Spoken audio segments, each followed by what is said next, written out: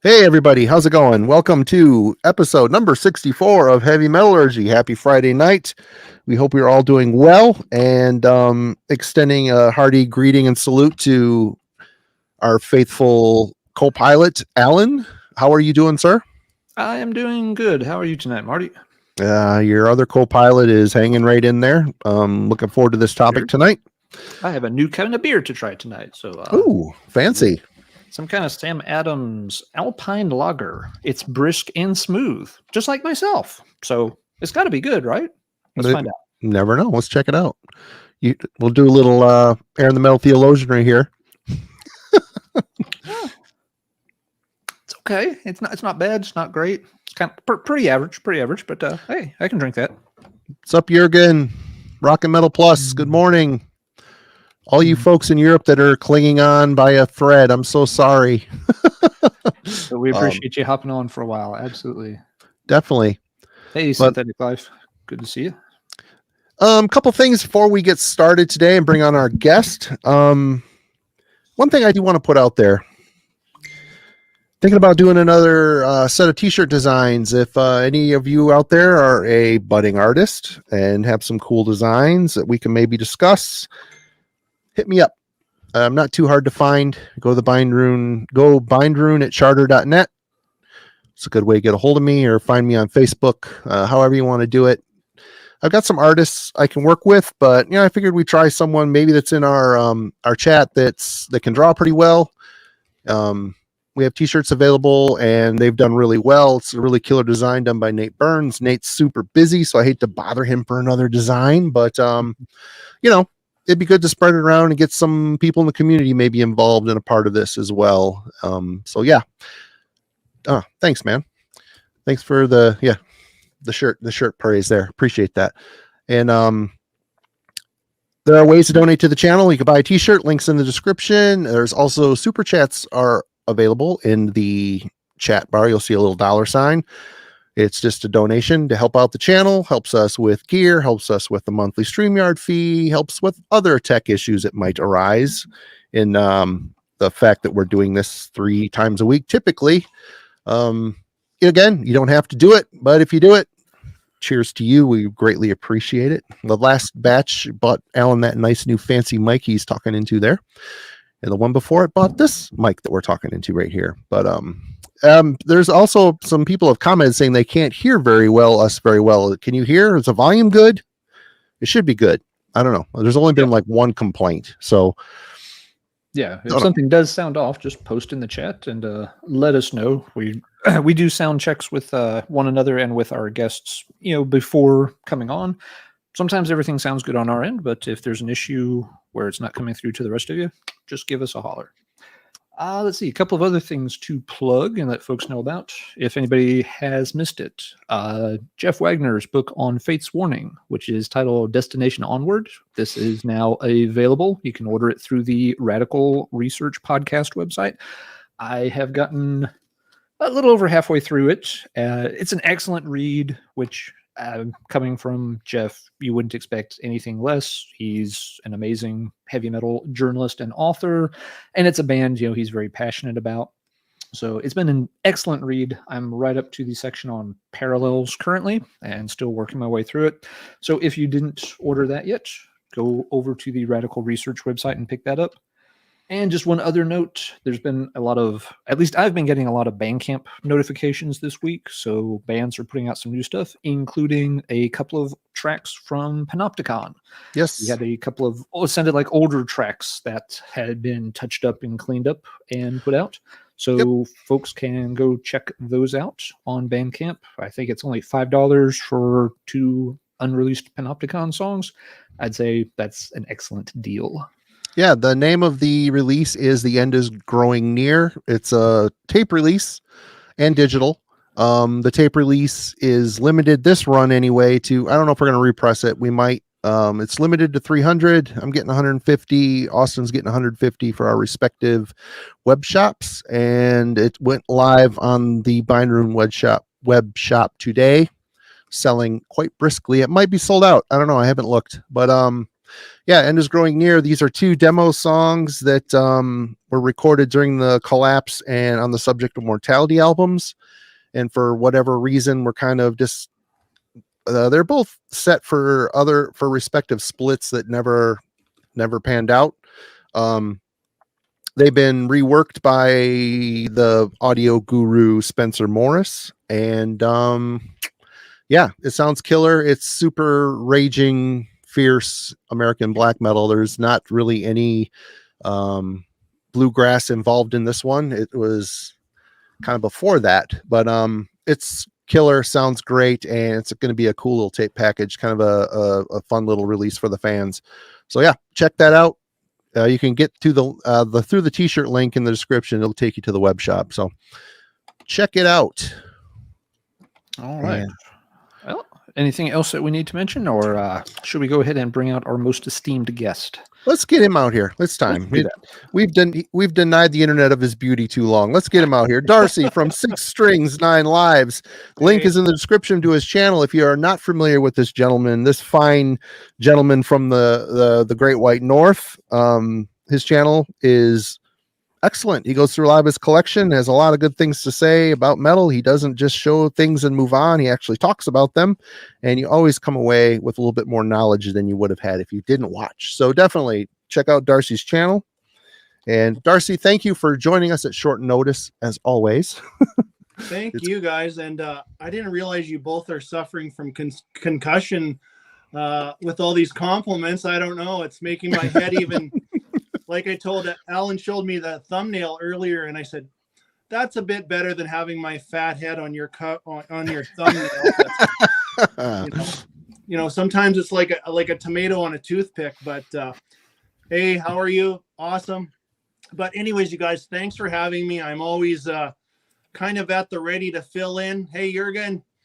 A lot of the same people watching. It's a huge community. It is really tough to get to everything. And you know, when you think somebody's not, you know, like I don't know what I'm trying to say, but it's tough to get to everybody. But you get a group like this, everybody jumps in the chat. It is a lot of fun.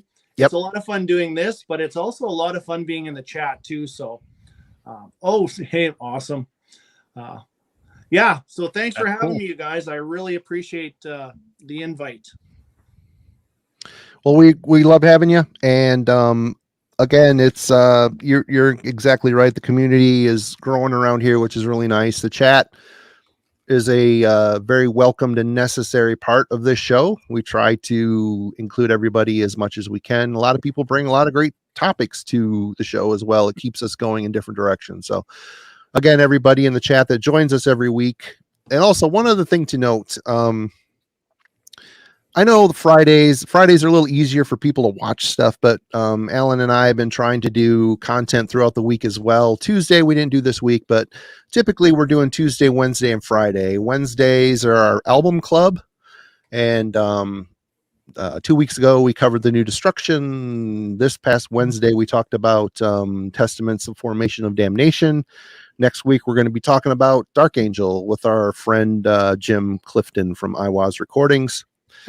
Who's a guy you'll probably be seeing on here on a Friday one of these days. Not a lot of views on them. I know it's tough for people to sit and listen to someone talk about one album for an hour, but they're a lot of fun. We sometimes get a little deep, sometimes get a little sidetracked in there as well. But hey, we have other shows as well, along with the Friday streams. So definitely, if you have extra time, go check them out in the archive, or join us on Wednesdays or Tuesdays. Guaranteed to be better than 38% of the other stuff that's on YouTube. Oh my. That's a good stat, Ellen. That's not bad. 38% is pretty good. That's pretty good. That's way more generous than I would have maybe thrown out there. But hey, I ran the statistics on it. That's where we came. Well, you're the one to do it. So I mean, great. And you guys can hear me? You guys can hear me okay? Yeah, everything's good. Everything's good. Okay. Everybody's saying they can hear us good in the chat, so that's good. Just the simple man setup here. Me sitting behind my cell phone as usual. So right on. Hey, well, hey, thank you. A lot of great comments already. Awesome. Thanks. Yep. Busy. Well, we've gathered here this evening to discuss the year 1995 when it comes to metal. And Wait, it's the year 1995? I thought we were discussing albums we paid 1995 for. oh, that's a different stream. Yeah. Do you know how many receipts I've gone through in the past 48 hours? I had to dig up tax records from 2 decades ago. Oh shit. Okay, everybody, well, we're gonna take him off because he has nothing to contribute. So real quick. Oh, I kid. See, Alan, here in Canada, you only have to keep that shit for 7 years, and then it is gone to the fire bin. I think it's here too. I don't know for sure. Yeah, 7 years. Yeah, technically, that's usually what you hear, but yeah. My wife's a bit of a hoarder. Hey, sweetie. Says the guy with more enough records to build a small house out of. Yeah, exactly. But 1995, from my perspective, and we were discussing this earlier yesterday when we were trying to land on a year, and there's no denying that the 90s were a very transitional time for metal. You've got thrash starting to get a little tired and step aside as death metal rose to predominance and started to fade out a bit as black metal stepped in.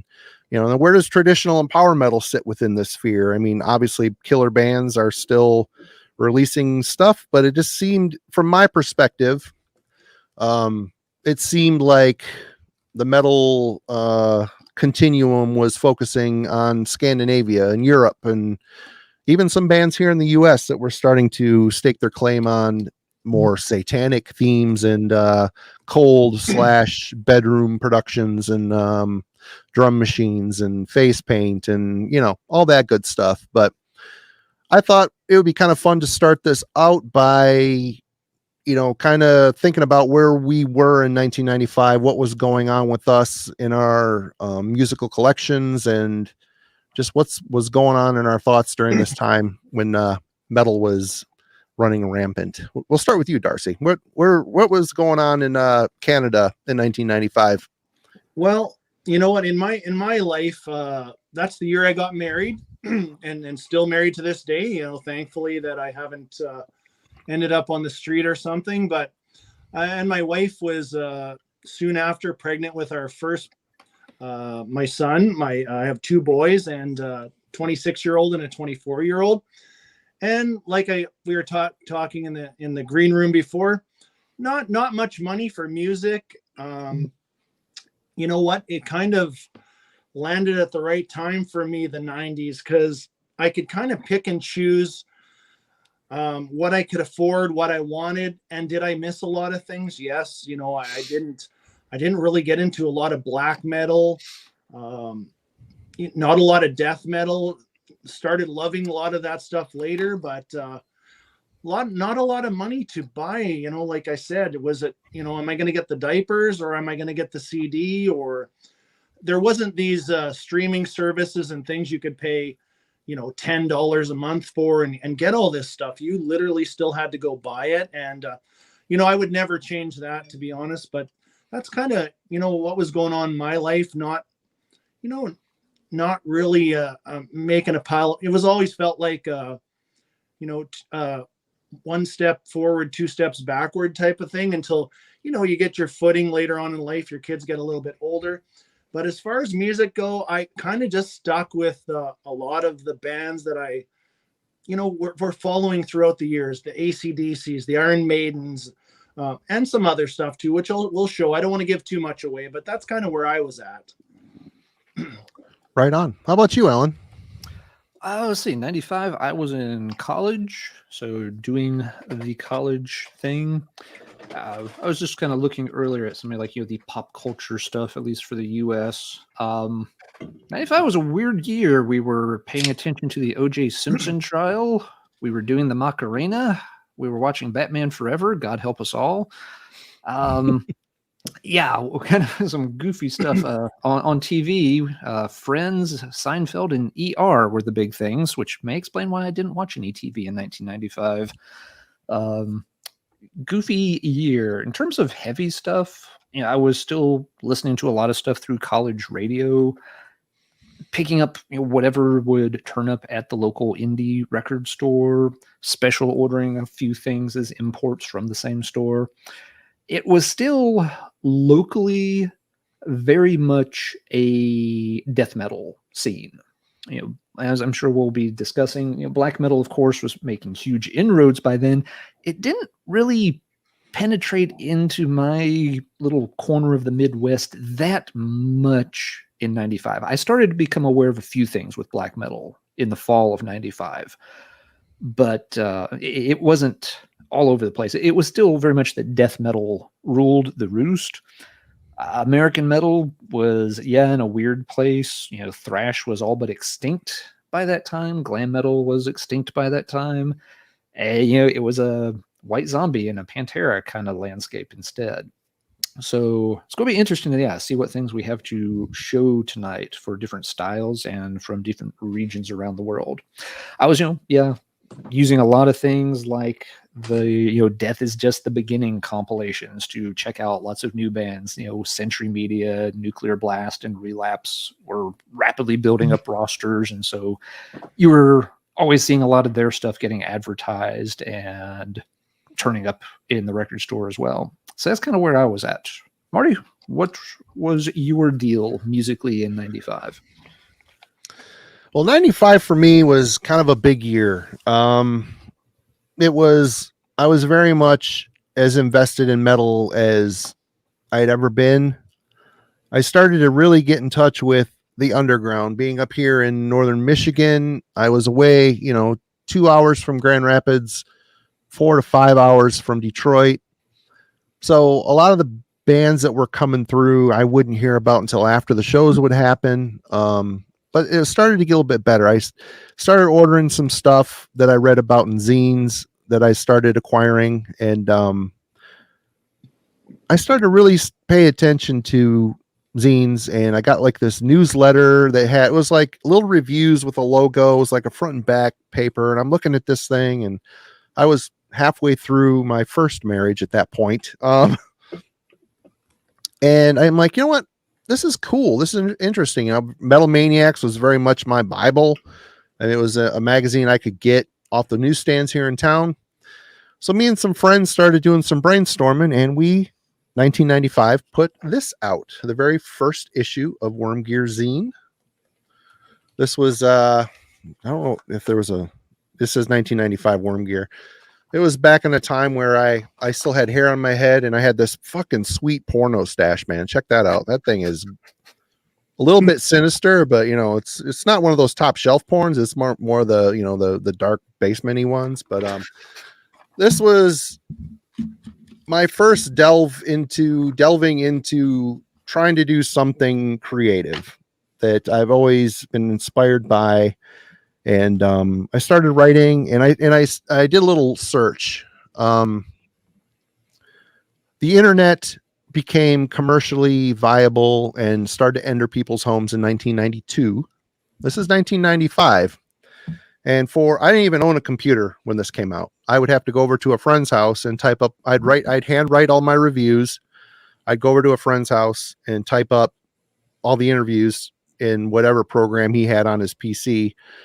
The interview I did with Immolation, all the interviews for this were done by me writing out questions on a piece of paper and mailing them to the band.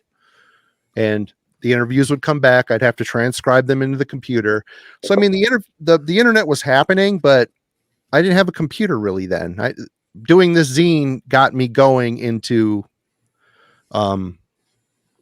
needing a computer, and then getting the internet, and then email kind of took over after this issue. But this is a big deal for me because this zine started off Xerox.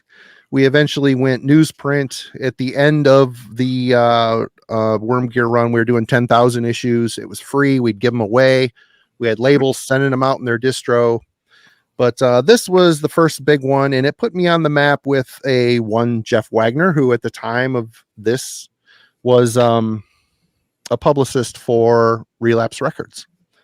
And he was one of the first people that called me. I remember coming home from work, hitting play on the answering machine, and him just saying, "I'm Jeff Wagner from Relapse Records. I saw Worm Gear. I'm very impressed." He took my name. We formed a relationship. He took my name, and when he moved on to Metal Maniacs, it got me a job there. So, I mean, 1995 kind of got my little ship sailing out on a stream. You know, a sheltered kid from Northern Michigan. 1995 was a big year, and this is when I really became immersed in the underground and underground music, and really starting to absorb everything I possibly could. So yeah, that was my long-winded answer. Sorry, guys. No, that's good. And that's an important point about, the lack of internet. I mean, I was in college doing term papers and that stuff all the time. First time I ever got on the internet for anything wasn't until the early 1996. It was not a thing. The entire time I was at college, I can think of one student I knew who had their own personal computer in their dorm room. Everybody else, they had small computer labs you went to and printed stuff out just dot matrix style, or the big thing was people had, just like a digital word processor, sort of like an electronic typewriter. Yeah. Nobody had their own computers at all. That was unheard of. And the internet, the people had email, but it was usually like very small. Like there was a campus email server, and it was usually just for professors to send you homework. It was not a form of communication. I checked too while looking through the pop culture notes. 1995 is when Amazon sold their very first book online. So yeah, things were much more kind of low profile in the computer verses back then. There were sites where people, communicated and, did chat rooms and stuff like that, but it was, very primitive stuff, certainly by today's standards. Yep. I wish my financial trajectory went as well as Mr. Bezos, but Yeah, no shit. Yeah. But this is the wrong genre for that. Let me tell you, there is Amazon, Worm Gear. Which of those do you really want to be associated with as your legacy? Well, Worm Gear. Yeah, sure. I'm good. Exactly. But yeah, so a lot going on in 95. Like I said, a lot of transitional shit happening in metal. And Darcy, why don't we start with you? Let's what's your first pick for 95? What was cranking your gears back then?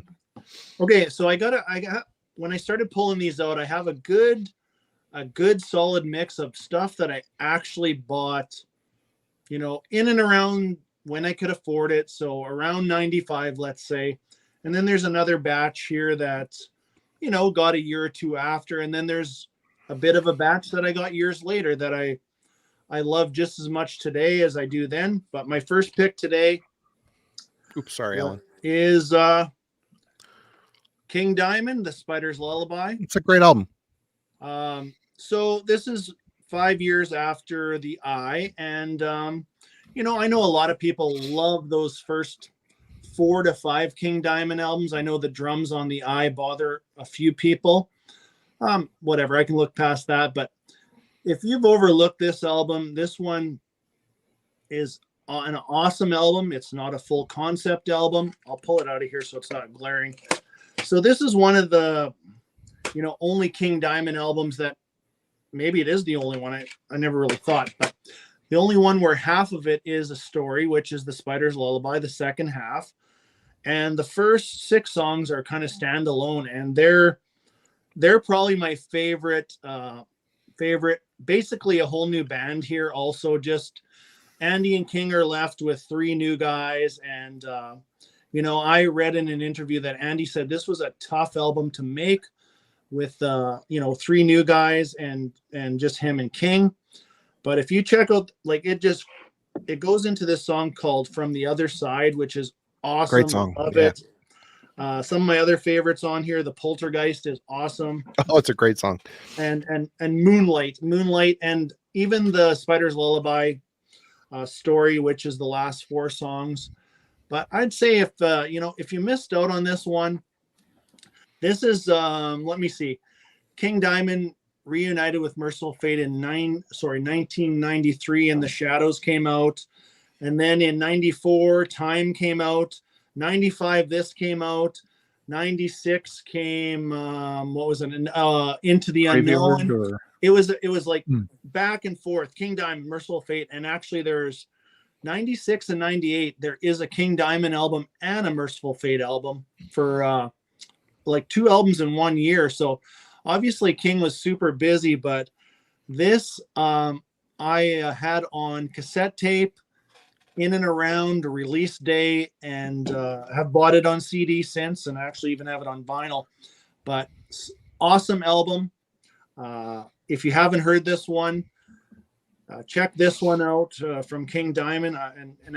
Sorry, Marty, you said this is a killer album and or an awesome album. But yeah, that's definitely one that I was spinning. I'm a huge King Diamond fan and Merciful Fate fan.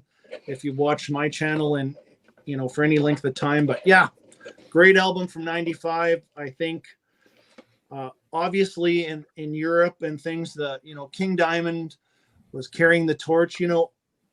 I don't even know if there was shows in the US or Canada from a lot of these bands. Probably very few, put it that way. Maybe the bigger bands toured, which I went to a couple shows, which we can talk about later. But yeah, King Diamond, The Spider's Lullaby. Good pick. Alan, what's your first shot? All right, my first one in 1995. This was the album for me. This one got previewed on college radio for months, and I had been following the band for several years at this point. Loved their previous 2 albums. I loved the tracks that were getting previewed on the local college station from this album. I mean, I was desperate to get my hands on this album, and I finally did. I don't remember exactly when it came out. I know I got it in August of 95, and it lived up to the hype. It's an old favorite that doesn't get played as much now, but it's this one, Iced Earth's Burnt Offerings. Nice choice. For me, this is the last truly great Iced Earth album. They had done 2 excellent albums before this. They had trouble keeping a vocalist, and they had trouble getting a lot of traction, especially in the US. They were on Century Media, which was very cool, but they were very much lost adrift in a sea of death metal and then black metal. Could not get any attention. There was very little interest in that style of traditional heavy power metal, speed metal mixture in the United States. And I remember reading interviews with the guys at the time, and they really spoke that frustration really helped fuel a lot of the songwriting on this album. That that, frankly, they were pissed because they knew they were good, they knew they were putting out good albums, and people just weren't giving them the time of day. And you can really hear it on this album. It's a very angry sounding album, very aggressive, but without sound. It doesn't sound like Pantera or Biohazard aggressive. They're still working within their style. But yeah, you can just really get the tension coming through. It's the first album to feature Matt Barlow. He, of course, sounds excellent throughout it. Just lots of good songs throughout. It culminates in an epic length track for Dante's Inferno, which is one of those classic long form heavy metal songs. That was the album for me. I got that. I played it just on repeat for weeks and weeks and weeks. For a long time, I cited it as, probably my favorite album of the 1990s. It's, slipped down the ranks over time as I've heard more things and stuff. It doesn't get as many spins anymore, but it's still an excellent album. Still one that I like quite a bit. And yeah, for me, after this point, Iced Earth kind of lost the plot, because after this, hey, they finally started to get some recognition. They had, of course, the McFarlane tie-in on the Dark Saga. That gave them a huge boost of visibility. And in a way, it was kind of the classic story. It felt like they kind of, that once they got the attention and the acclaim, they started to kind of lose their hunger. And so the albums never quite had the same power that those first 3 albums did. For me personally, they still made some good ones, but they never quite got back to this level as far as I was concerned. So yeah, for 1995, Iced Earth's Burnt Offerings, that was the album of the year for me. Right on. Good pick. So Marty, what are you going to pick for your first one? Well, 1995. As with thrash metal, I mean, I immersed myself in thrash metal as a teenager leading into the early 90s. Death metal kind of knocked it on the head for the whole scene, I think, but for me as well. I was starting to get burnt out, and hearing that rise of aggression and death metal, I was very much immersed in that as well until black metal came along. I discovered the Norwegian stuff, and man, it put me on a very long cult journey for many years. I've, since then revisited a lot of, stuff I missed during those times. But, starting with black metal, a lot of my selections tonight are going to be black, a few death, and some other stuff. But, start with this one. Ulver's debut, Bergtot. This album to this day, it still has the right vibe for me. This to me is pure Norwegian atmosphere. It's just checks off every box, every stylistic characteristic you could find in Norwegian black metal. It is on display here. Garm's vocals, he can sing. He's very melodious croon about him, but his black metal shrieks are just absolutely unsettling sometimes. I'm just really scathing, which I love that. And the music itself, very atmospheric, very otherworldly, getting lost in the woods at night kind of vibe, but you kind of want to be there type of situation. But for me, this was kind of I love a lot of shit I'm going to be showing tonight is stuff I love, and a lot of bands. There's a lot of stuff I've missed too. I tried to keep it somewhat civil here tonight, but 1995, this is a big one. Obviously, this is a band. Their first 4 albums sound completely different from each other. Their first 5 albums sound completely different from each other.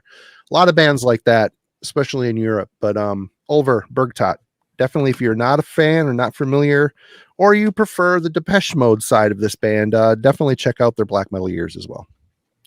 Great pick. Okay, I'll have to check that one out for sure. Excellent stuff. All right, Darcy, you are up. All right, so this band I'm going to show next is kind of honestly the point where they lost me for a bit. Didn't hate this album, but did not love it as much as I loved the previous one. But Anthrax, Stomp 442. Oof. always hated this cover. This little tiny logo in the bottom corner. And I'm a huge John Bush fan. I'm a huge Armored Saint fan, I should say. But I am a big fan of Sound of White Noise. But this album, to me, it just sounded very unorganized. I don't know if that even applies to this, but it just wasn't great. This was the first without Dan on lead guitar. I mean, yes, you got Dime filling in on a few solos, things like that, but I just felt like this one was just not a focused album. And lo and behold, they get dropped from Elektra right after this touring cycle. And yeah, I don't know. I'm just not. I've done a ranking on this band, and this is low for me. I hear a lot of people love it, and that's good that you do, but I don't know. There's just not many real highlights on this. I don't mind the opening track, Random Acts of Senseless Violence. American Pompeii, that is one of my favorites, if you could say, and the song Tester. I've always loved that one. But produced and mixed by the Butcher Brothers. I'm not even sure who that, I forget who that is, but I don't know. I'm sure you guys have all heard this one, and definitely not up there for me for Anthrax, but you know what? I did buy it brand new, and put it this way, I think I liked it more back then than I do now. It just hasn't aged well with me. So there's my choice. The cover's pretty apropos, a big old fucking ball of garbage. Yeah. Pretty much. Which is off center too, which has always annoyed me. Yeah. It's a good example of, released by a big name band that really kind of missed the mark. It didn't do particularly well at the time. It rapidly filled the used bin at all the local record stores. People bought that and they ditched it real fast. So yeah, that Anthrax was in a weird period at that point, as were a lot of bands. Well, that I was going to say, the 90s weren't kind. I mean, especially like old thrash bands, still like legacy bands.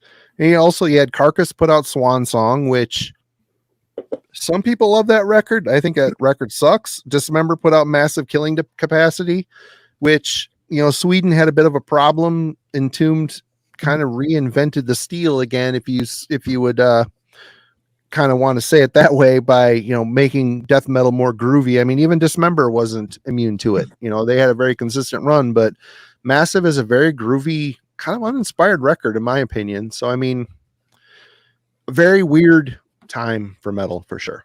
Yeah. It is. Double checking a few things, and there's going to be exceptions like the Anthrax. 95 is also a year where a lot of the thrash bands that were still going did not have an album out. There's no Metallica disc, there's no Megadeth disc, there's no Overkill disc. It's not that those bands, they hadn't disappeared, but you were in between albums for a lot of those bands too. So no Testament, no.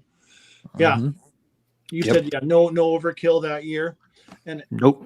Overkill was in this weird groovy phase in 96 as well, and not a lot of success in those, especially those mid 90s. And I'm just shocked that the amount of bands that, whether they regrouped after and came back, like Testament, they were away for 9 years. How did these guys survive? And kudos to those bands that have I think the biggest thing is grabbing a hold of the business end of it and doing a lot of it yourself.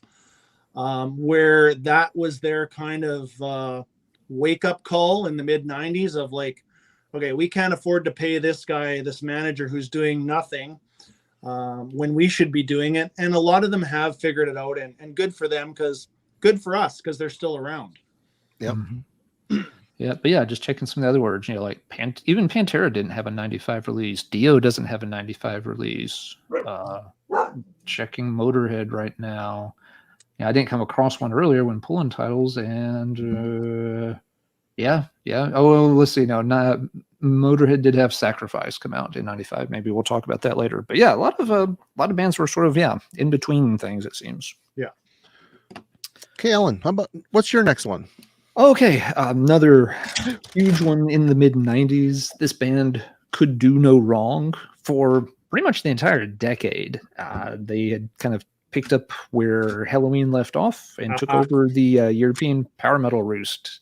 Blind Guardians released Imaginations from the other side. It's a great this record. One, it is an excellent record, but it is not without some controversy. This album is where they really give up on the speed metal facet. And they had started to move away from this a little bit on the previous album. The previous album started to be a little more symphonic, a little less fast, but there was kind of a good balance between the two. Yeah. On this album, they really back off the throttle and start building the songs up instead of just building them with velocity. Yep. And I remember getting this, and this I did not get in 95, to be clear. It was catching up on Blind Guardian around this time. Hey, Alex, thank you. That's really cool, man. Thanks, Alex. Appreciate it. So I remember the first time or two I spun this one, I couldn't quite wrap my head around it. I'm just like, I love this band, but what's up with this album? Yeah. It's very different. But I knew the band was quality by that point. I had heard several of their other albums. I probably hadn't heard everything in their back catalog. They were hard to get. They had no US distribution. You wanted Blind Guardian, you went to the local record store that could order imports, and you waited a month and you paid $25 or more for the CD when it finally showed up. So there was no way I was giving up on this thing, but it took a bunch of plays, but when it finally started to soak in, it really did start to click. And I think it's, among their finest albums. Great songs, almost start to finish on it. Really fantastic stuff, but it is a turning point in their catalog where you're not going to get that same just blazing speed metal that you had on Tales from the Twilight World and the albums that came at the start of their career. But excellent album. It's Blind Guardian. Through this whole run of albums in the 1990s, they could do no wrong. They define power metal for me. They and one other band define power metal for me for this entire decade. Oh yeah, I know that other band. But I'll bet you do. on that album, I think for me, if this is even a word, the epicness has turned up a little bit on that album for sure. No, quite a bit. Let's say quite a bit. I agree. And there's no Kai Factor on that album. He is not on that one. Where he has appeared on I think the 3 previous albums Kai was on, and you know what? If there's ever a Kai sighting, I'm all for that, right? You know what I mean? I love the guy. So, but I just really think they just turned it up a notch on the epicness, but still a great album. I agree, 100%. So if you're a Kai guy, have you checked out the Unisonic albums? Yes, I have. Yes. Yeah. Need to purchase a couple more, but definitely I love Kai Hansen. He's one of my favorite. The guy's always smiling, laughing, joking around, loving what he does. So yeah, big fan. Yep. Okay, for me, this next album and the 2 others that are going to be coming with it kind of ended up in kind of a package deal. These were among some of the first promos I received doing Worm Gear Zine. The 2 I'm going to show in my next couple rounds I received on cassette. So that's also another thing the 90s labels were still sending out promos as cassette tapes, which CDs were starting, they were taking hold, but they still hadn't fully let go. But this was a big one for me. This album, Dissection, Storm of the Light's Bane. Mm-hmm. Holy crap. I mean, even to this day, this thing is amazing. Maybe I'm a little tired of it these days, but I can still put it on and have that feeling for sure. But everybody calls this black metal. I know that's what John was going for on it. It still strikes me as more of the melodic Swedish death era with a little blackened influences. I don't know. It's just too melodious and well layered and structured and produced to be fully embracing that black metal aesthetic that was kind of running rampant in Scandinavia during this time. But this is a huge one for me. Soul Reaper, Unhallowed. I mean, the whole album, there isn't a bad misstep on here. But yeah, I mean, John kind of went crazy after this and did some stupid shit and kind of turned out to be a piece of shit. So, I mean, what are you going to do? But this here, absolutely great album. I'll talk about the other 2 that go along with it and then add the story on my next couple of run rounds. You know, I gotta tell you, honest story. I did not ever hear that album until this morning. Talking to our good friend Metal Mickey, he says, you know what? I think you'll like that. It's not the black metal you think it is. And I put it on and I was shocked at how good it was. Yeah. And how much I actually liked it, because it wasn't what I was expecting, put it that way. And then I read up a bit of what you said. He kind of went nuts and ended up unalive. And I don't know how their second and killing a man, taking part in killing somebody. Yeah. Yeah. Lots of crazy stories and stuff. Stupid, awful shit. But I am definitely going to dig into that album a lot further than I have already today. So that's a new one for me. The album before it, The Somber Lane, is also a classic. Yes. Yep. Actually, and I saw that one. That one's getting a reissue on vinyl I saw it on High Roller Records. So if anybody's interested in getting their first album, it's coming out soon. I think pre-orders are up. Wow. Okay. All right. Darcy, you're back. Okay. I got 2 here that I think Alan might pick one of them. I like to hear Alan talk about one of these. So I'm going to go with something different. We had a couple of huge bands in the 90s that, well, probably more than 2 that changed vocalists. And for this band, honestly, for me, it wasn't for the better, put it this way. And I'm going to show this, my original CD, of the way it was displayed in the store at the time, because the other part of the cover was too graphic. But this is Iron Maiden, The X Factor.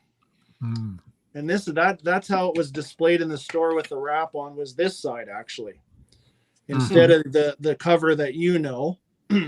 So maybe it was just too much. I don't know about the stores in the US, but that's the cover that was shown in Canada. And then, of course, now everything's okay. We can do what we want. But Blaze Bayley on vocals. It's actually a pretty good album. It's dark. I'll tell you what, I have grown to appreciate it more, even, I'm going to say, even over the past few years. Just talking to people on, YouTube and people say, you know what, you should really give that another chance. And at the time, I don't know, I was pretty disappointed Bruce left, but I gotta say that No Prayer for the Dying and Fear of the Dark were good albums, but they weren't great albums. They weren't Peace of Mind. They weren't killers. They weren't Seventh Son of a Seventh Son, but definitely, I wasn't expecting this choice as a vocalist for Iron Maiden. They kind of went, left field. They weren't trying to get another Bruce Dickinson, and I kind of respect that too. But you all know the story. It was a dark time in Steve Harris's life, divorce, things like that. So this is a dark album. It's a long album, but there's some really good songs on here, and then there's some that are just kind of long and drawn out, but definitely some great songs on here. Sign of the Cross is one of my favorite Iron Maiden songs. That's overall. A great song. Probably in the top 30 for sure. And Man on the Edge is a good one. It's Man on the Edge. Alex said here. You know what? And I do love the fact that Iron Maiden versus Judas Priest, who don't really acknowledge the Ripper years, I appreciate that Iron Maiden acknowledges Blaze Bayley and Paul Di'Anno. Those two guys, their albums still sell lots to this day. And the X Factor, big change for Iron Maiden. Not so fond of the album that came after this, but not a bad album at all. Bad album. The album after it is terrible. It's a bad album for sure. Yeah, bought that brand new in '95. So right on. All right, Alan.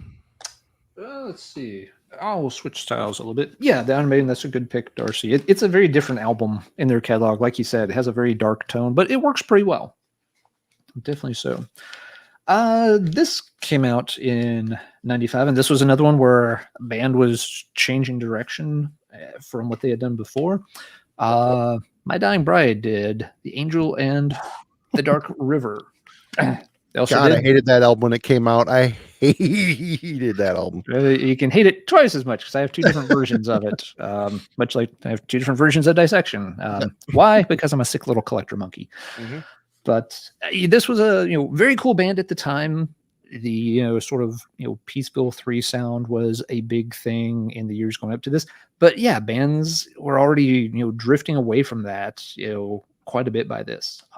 This didn't sound like older My Dying Bride at all. And so it was another one of those things that the first time you hear it, it kind of threw you for a loop. It's like, where are the growly vocals? This is not nearly as heavy. But I came to like it a lot for what it is. It's just, a very different style for the band. It's a band that, played around with their style a bit there, especially in the mid 90s before kind of settling into something at the turn of the century. So yeah, this is, kind of a look at, one of the more popular doom, death doom, whichever way you want to phrase it. But yeah, those bands were already doing stuff. Anathema was definitely leagues away from where they had started by this point.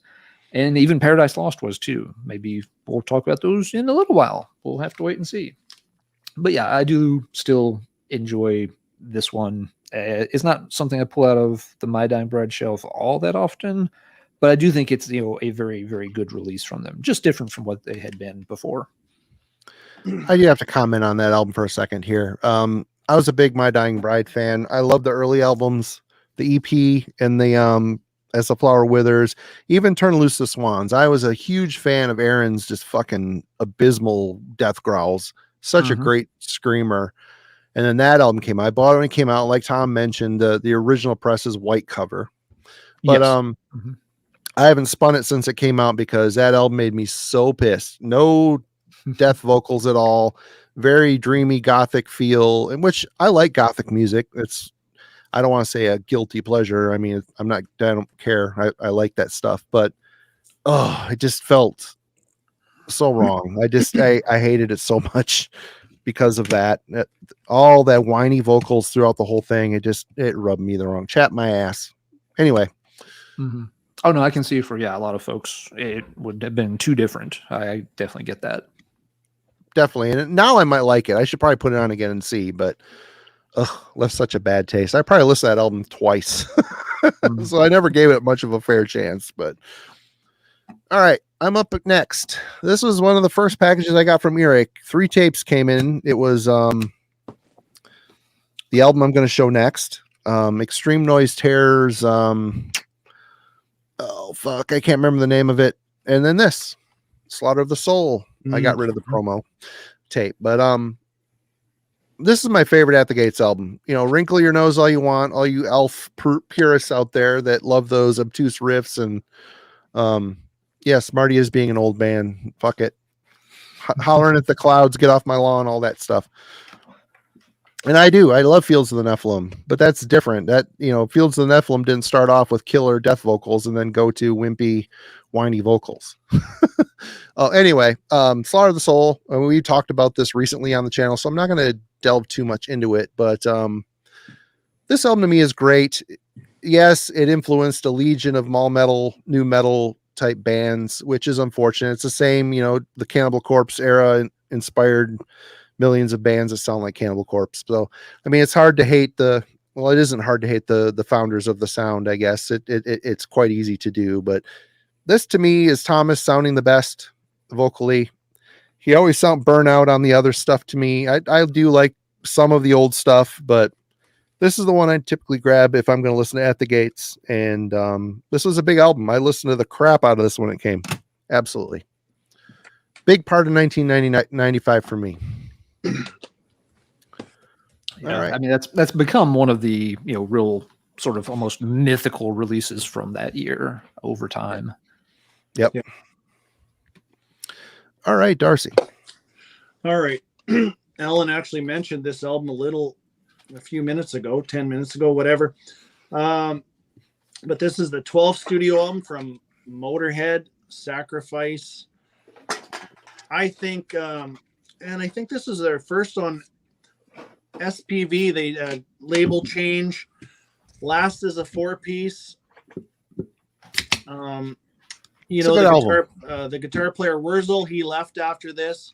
I don't even know what his contribution on this album really is. I don't think it's a lot, but after that they went to a 3-piece and they did next album I think was called Overnight Sensation. But this is actually it's a heavy album, but I think it's because of the lead off track, Sacrifice, which is one of their heaviest songs they've ever done. But then after that, it tones itself back down. It's not as not as heavy as people think it is, but there's some great tracks on here. Over Your Shoulder, love that song. War for War, Dog-Faced Boy. Don't Waste Your Time. Just another. You always know what you're getting with Motorhead. I've always said that. People say they're like AC/DC. You know, I don't know if you're getting album of the year with these, but you're getting just a good solid metal album. I think this is probably the second album with Mickey D.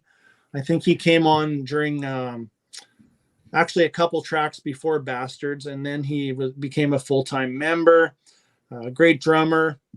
But yeah, I pretty much followed Motorhead, my whole life. I missed a year here and there when kids and stuff were coming, and that was right around this time. I think I missed the next couple after this and kind of caught up later. But yeah, this is a really solid album. Typical Motorhead artwork there. But yeah, there is my choice, another 1995 hidden little gem.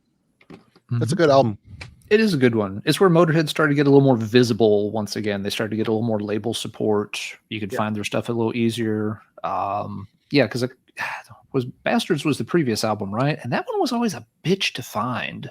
Yeah. For some reason. Because I really wanted that album. And it took me literally a couple of years before I found a copy of it in a local store. Yeah. It was on some obscure label to begin with and very hard to get. And then then they got some support here from SPV Steamhammer and kind of stuck with that label for quite a few years. Yeah, it did really well for him. But you're right, Darcy. That one's got a lot of good stuff. I love the opening track, Sacrifice. Mickey D just pounds the hell out of that one. I like the close. I thought the closer really had a cool vibe to it. Out of the Sun. I like the intro to that song where it's just kind of the simple, riff. The really cool lyrics from Lemmy. Good album. Yeah, nothing shocking, but just a good solid Motorhead album. All right, Alan. All right. For my next one, we'll do another Doom entry. This one may be a little doomier than Angel in the Dark River. One of my favorite albums from the decade. One of my favorite doom metal albums of all time. Die Healing. St. Vitus, Scott Riegers, fronts this one. And he's just a man possessed on this album. The vocal performance is just creepy and brilliant on a level very few vocalists ever get close to. I've always liked Dave Chandler's weird, freaky kind of schizoid guitar playing. This is just an incredibly heavy, incredibly dark, incredibly creepy album. It hits all the right buttons for this style of classic American doom. Love it. Another one hard to find back in the day. St. Vitus just wasn't on the local shelves, so had to track this one down a little bit later. But this is a band that's gone back and forth between two vocalists, and both are excellent. Some people I know really prefer one over the other. I love them both in this band. I do like Riegers better of the two. Just the things he can do vocally to just introduce this weird, paranoid, you just picture the guy wrapped in a straitjacket, thrown in a padded room while screaming these vocals. It's really, really bizarre and creepy and awesome all at once. Wino does great with St. Vitus, but he's got a very kind of straightforward delivery. Riegers sounds like he's buried alive in an insane asylum somewhere. It's just a magnificent album. St. Vitus, most of their discography is quality stuff, but this is the crown jewel for me among St. Vitus albums. It just too good. Nice. I need to check it out. You've never heard that one, Marty? I have not heard it. No, I haven't heard it either. Okay, if you like St. Vitus material, especially Riegers material, it's as good as it gets. All right. So what you got next, Marty?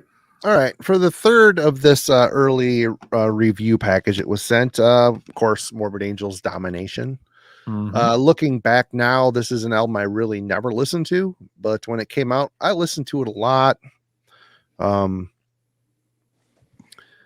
I mean, it's Morbid Angel, moving a little bit more strange worlds here and there. Where the Slime Live is on this one, right? No. Yeah. Second song on the album. That was kind of a weird, crawling, slithering song. Morbid Angel are always kind of known for the super fast, awesome riffage. I love the record too, Simon. It's really good, but I just don't listen to it anymore. The thing was cool was the three of these bands went on tour together of the US. And my first time going to the wonderful and charming Harpo's off of Harper Highway down in Detroit, always a terrifying, scary place to go. To a packed house, an absolutely amazing show. I think Dissection played for about 20 minutes. At the gates, Thomas had to be convinced to go on stage because he was terrified, since there was a contingent of skinheads in the crowd that David Vincent pandered to the whole time. As they see Kyle, he's like, "Oh, I see my brothers of blood are in this crowd tonight." And I was like, "What the fuck, really, bro?" But anyway, this was an amazing show. I had seen Morbid Angel once before on the Altars of Madness tour, many years before this. But what a tour, man! This will always be in my memory banks as probably one of the best shows I ever went to. Such a good lineup, such a diverse swath of music. Very good. Amazing time for sure. 1995, man. It was just a great year for death and black metal for sure. Yeah. Yeah, that's one I've been meaning to go back and revisit. I haven't heard Domination in ages and ages. Yeah, me either. All right. I'm going to go step out for 1 second, Darcy, so talk. All right. Okay. there's a few bands that I proudly say that I've followed from album 1 till modern day, if they're still around. And this is one of those bands that I do understand why people maybe drop off at a certain point, but I kind of stuck it out with these guys. You've seen them on my channel quite a bit, whether it be a ranking video or a re-ranking video coming up. But this is Flotsam and Jetsam, Drift. Honestly, one of my favorite albums of 1995. It's not it's not Doomsday for the Deceiver. It's not No Place for Disgrace. It's not When the Storm Comes Down. It's got a real more progressive feel. And if you know the producer, Neil Kernan, you know, early Queensryche, Rage for Order. What else did Neil? I think The Warning he produced. So the real proggy feel to this album, but every track it's just solid songwriting. Eric A.K. or Eric Knudsen sounds just as good today as he did back on this album. And you could hear the transition coming on the album before this called Quattro, their 4th album. But this is kind of where they went even more to the proggy side, but there is just not a weak track on this album. If you're a Flots fan, you could check out anything. The opening track, Me, Pick a Window, Blindside, great track, Smoked Out. There's still even a couple of these that they do live. I think they actually still do Smoked Out live, but Flotsam and Jetsam, Drift. So that is their 5th album. A band that I've never even seen that album before. Interesting. Yeah, it's more on the proggy side. If you've listened to the whole Flotsam and Jetsam catalog, they kind of went, kind of almost full circle. Like I said, a lot of people just love those early albums like Doomsday for the Deceiver. But I always preach to people that this just isn't the band that Jason Newsted came from. They do really good work. Their last album, Blood in the Water, is really solid. I just one of those bands that I wish would have seen a little bit more success, and they're still toughing it out and doing really well. But if you've given up on Flotsam and Jetsam after the first maybe 3 albums, check out their 4th album, Quattro, or their 5th album called Drift. Really good album. Yeah, it was you and a bunch of Jurgen and Scott Waters. A lot of other guys are still showing Flotsam and Jetsam records and giving them a lot of love. And I loved the first album. I liked No Place for Disgrace. When the Storm Comes Down, they started to lose me. And I think over the years, I got a few of their albums for review, and it just never. Yeah. They seem tired. They kind of lost their spirit a little bit, but that also could have been me. Like I said, I was getting these albums during a time where my focus was on the extreme shit. So, I have not investigated, a lot of people showing the last few records saying how good they are. I guess I need to investigate a bit. Yeah, I kept up with them through Quattro. Quattro, I tried so hard to get into Quattro, and there were a few songs on it I liked, but it's been 20, 30 years, but I remember Quattro being a very long album, and there were there was this, handful of tracks I liked, but it wasn't worth listening to the whole album to get to them most of the time. So yeah, that was where I remember seeing that one when it came out, but yeah, after Quattro, I just wasn't interested in keeping up with them. But that's cool. That's the first time I've really heard anybody talk about that album. So that's really cool, Darcy. No, and like I said, I think Marty missed the first part. It's one of those bands that I just never gave up on all these years. I've always, got their brand new release. So there's that you had to be there factor too. You know what I mean? And sure. Sometimes when you follow a band from release to release, and they just click with you, that is, and you know what? It's not a lot of bands like that. It's a handful, and this is one of them. Hey, Blind Inside, thanks for the painful reminder. Time is running short. All right, Alan. Okay. This was a classic 80s band that kind of reinvented themselves in the 90s, but in a very different way than most bands had. When you think about what 80s bands started doing in the 90s, again, you think of like, Anthrax's, Stomp 442 Project and other bands, trying to go more grunge or more Pantera or whatever. This band did their own thing, and they kind of always did. They had started out as more sort of, they had a reputation as like a Christian doom band, but the Christian thing was sometimes a little overstated. In the 90s, they went totally weed out flower power. And in 95, they put out Trouble, did Plastic Greenhead. It's a polarizing era for Trouble fans. Some folks really dig the stuff they were doing on these albums, and other folks just can't get into it. Me personally, I like their 90s output quite a bit. None of the albums are perfect. Sometimes they do have songs on them that just don't quite work. But the songs tend to be very catchy, very tight. There's obviously still really good performances on these albums. It was a talented band, and for whatever reason, these songs stick with me better than a lot of the older 80s material did.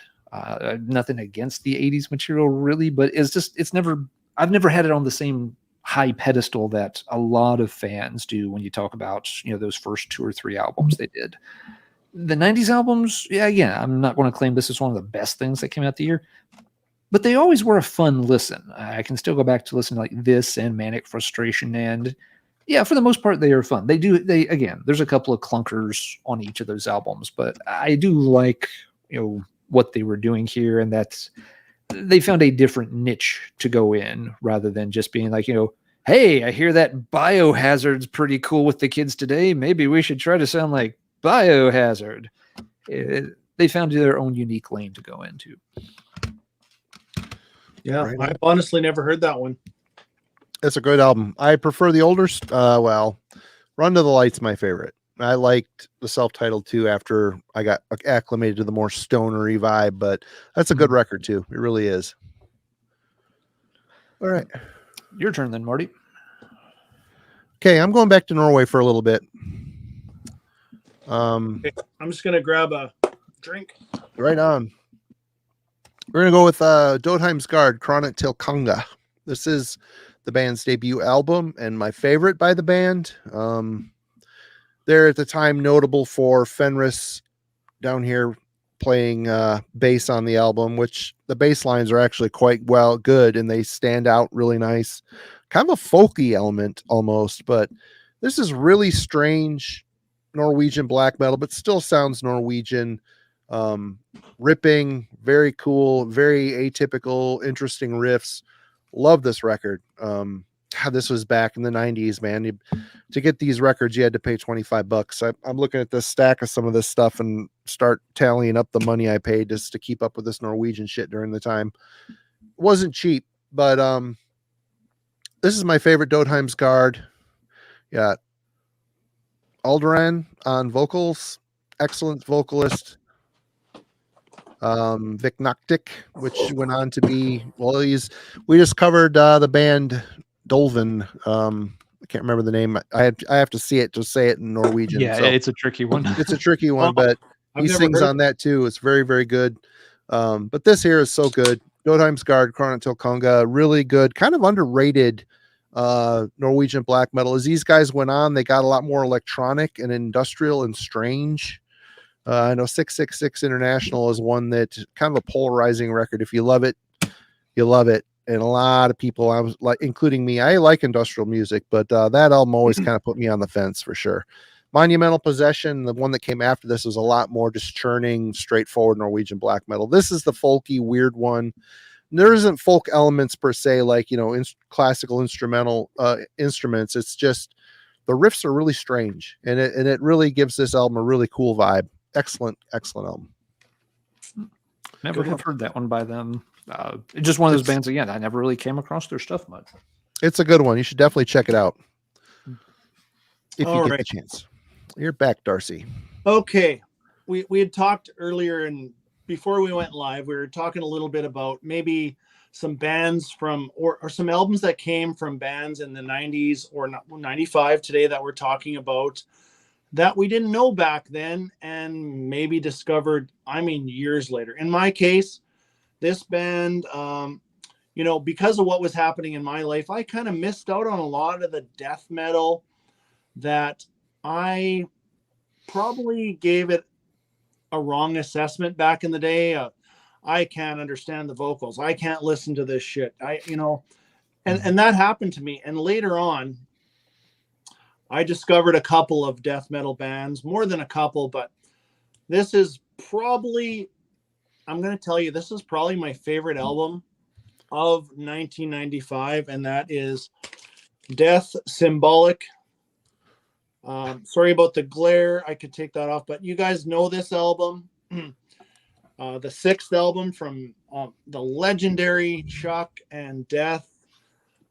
Gene Hoglan on this album, absolute beast on the drums.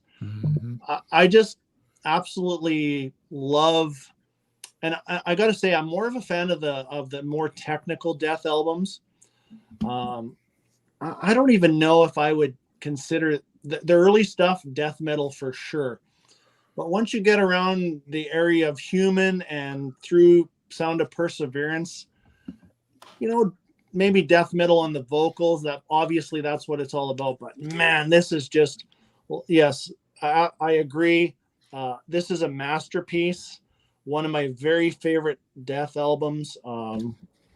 And to learn about this later on in life and love it, even at a soon to be 54-year-old guy, this is the type of music I don't play when my wife is at home, because I don't even want, I don't know. I'm not embarrassed. That's not the word. It's for me. Okay. It's me music. And there is just not a bad track on this album whatsoever.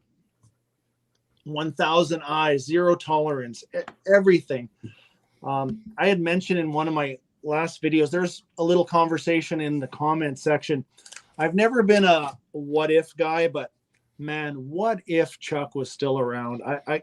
I would love to see that alternate universe. I would pay big money if that was a thing. But man, love this album. And I don't know how you guys feel about this one, but it is a death-piece. There we go. Yeah. So let's ponder for a second. Knowing the trajectory that Chuck was on, knowing that he was tired of death metal towards the end, do you really think he would still be, after all these years? I mean, he might be still doing metal, but if he was still doing it at all, do you really, it's kind of hard to imagine Death would still be alive at this point. I know Control Denied. I mean, when it came out, I disliked it. I mean, my buddy Austin, he worships that record. He loves it. And he loves Sound of Perseverance as well. Both of those records were shit I really had to work at liking. You know what I mean? Nowadays, I like them a lot more than I did when they came out. But yeah, I mean, Wade, I don't think he would be making death metal anymore either, to be honest. To be honest, my thought would be, there's so many bands out there have come full circle that they've tried all this middle shit that didn't work. And you know what?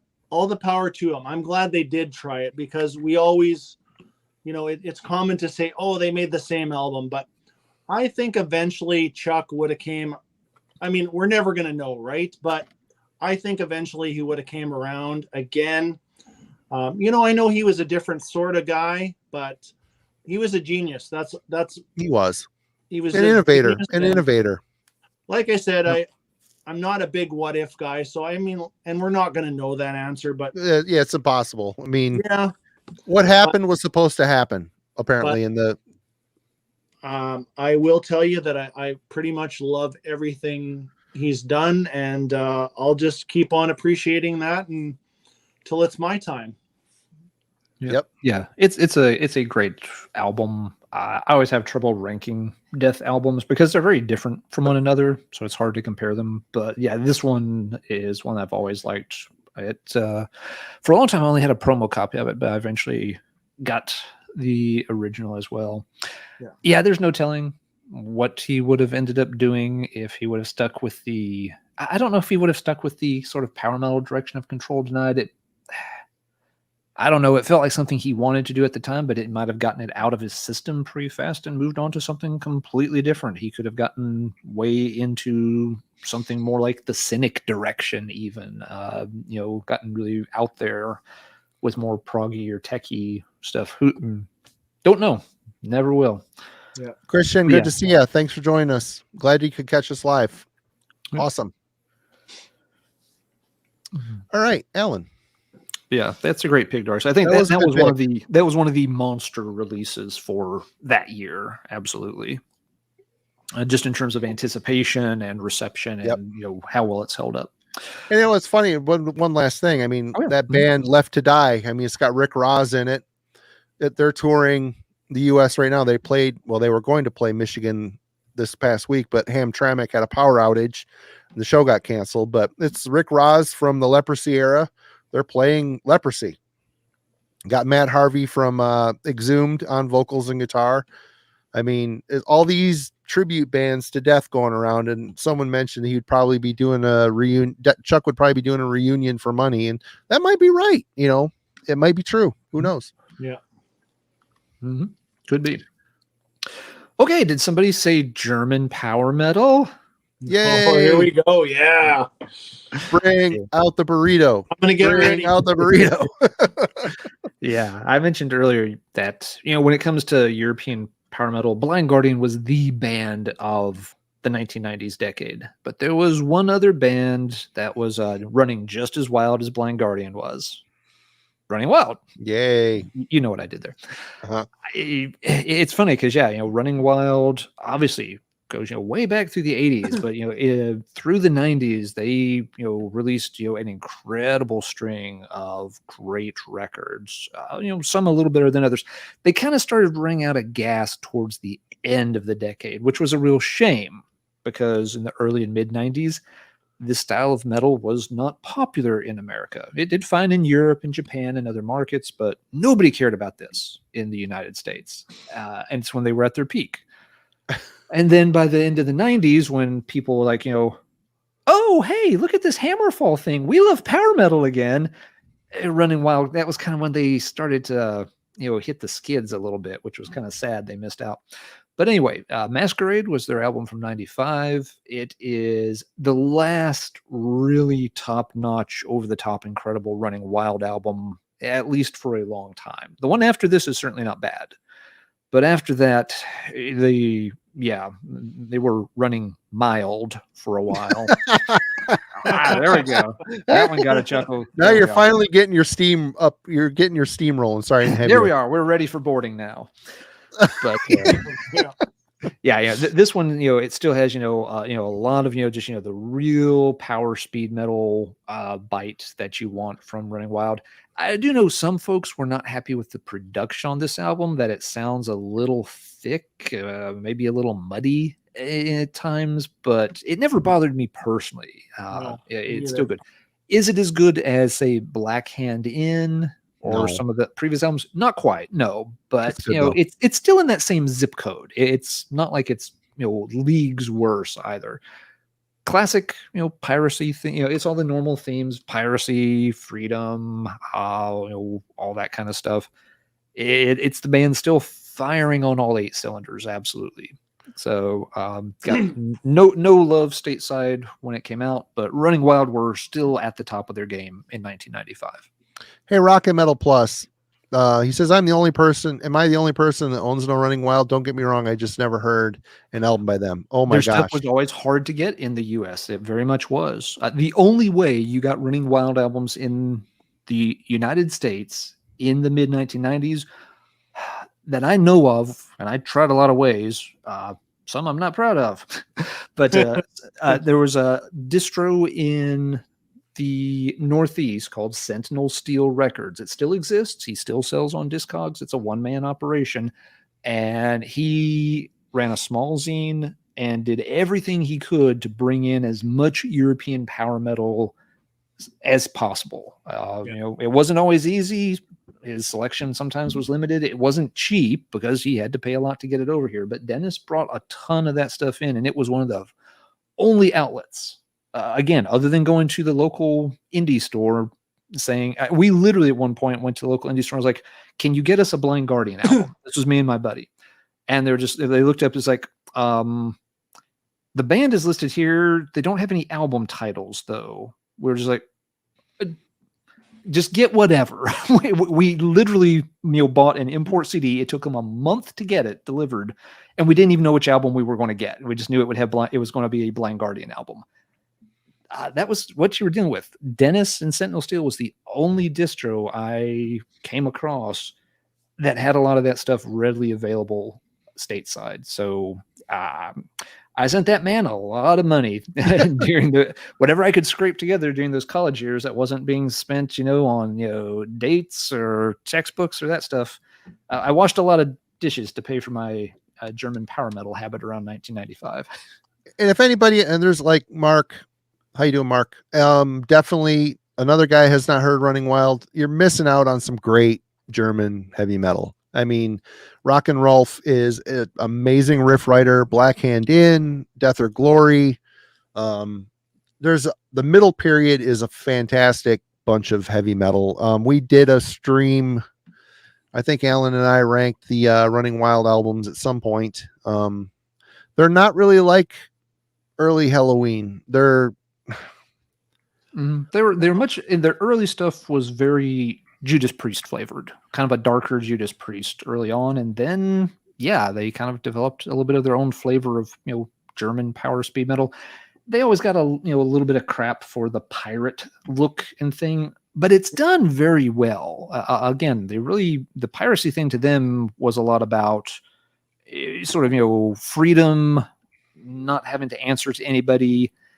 Approached it more from that angle. It was not, they looked kind of goofy in the costumes maybe, but the music was never goofy. It was not, a bunch of German guys, singing, yo ho ho or something. That's what Ailstorm is for. That's what Ailstorm does. Yeah. Listen to that and go bounce the rubber duck around the stadium. And that's cool if that's what you like. Running Wild approached it, much more from just the standpoint of, rebellion, freedom, liberty, those kind of themes. That's why they also touched on a lot of themes with Native American lyrics and biker lyrics and that kind just a lot of historic lyrics as well. They were much better than people just looked at them and wrote them off, and that was a real shame. Exactly. It is. And just to call them pirate metal, I mean, I'm sorry, get over yourself. It's just metal. It's melodic, it's fast paced. The one thing that Ralph has always been good at is having a great supporting cast, great drummers like Jörg Michael or Stefan Schwartzman, great guitar players like Thilo Harriman, I think his name is. He always has, there's actually in the German metal community, like bands like UDO and bands like that, they kind of a revolving door with some of these guys. I mean, what band has Jörg Michael not been in? He's even been in Saxon, Stradivarius. I mean, the list goes on and on. Just solid players. And I would say Rock and Metal Plus, if I was going to recommend, there was a great run of Pile of Skulls, Black Hand In, and Masquerade. This is a BMG reissue on Digipack that just came out, I don't know, 3 or 4 years ago. Phenomenal, great sounding, but I would recommend those 3 albums. Actually, any of their first 10 albums. Any of Running Wild's first 10 albums, and even their new album is really good too. But yeah, I totally agree with you, Alan. This is a really good album. Good choice. Yep. And their first 2 albums are very satanic, a little venomy at times. Yeah.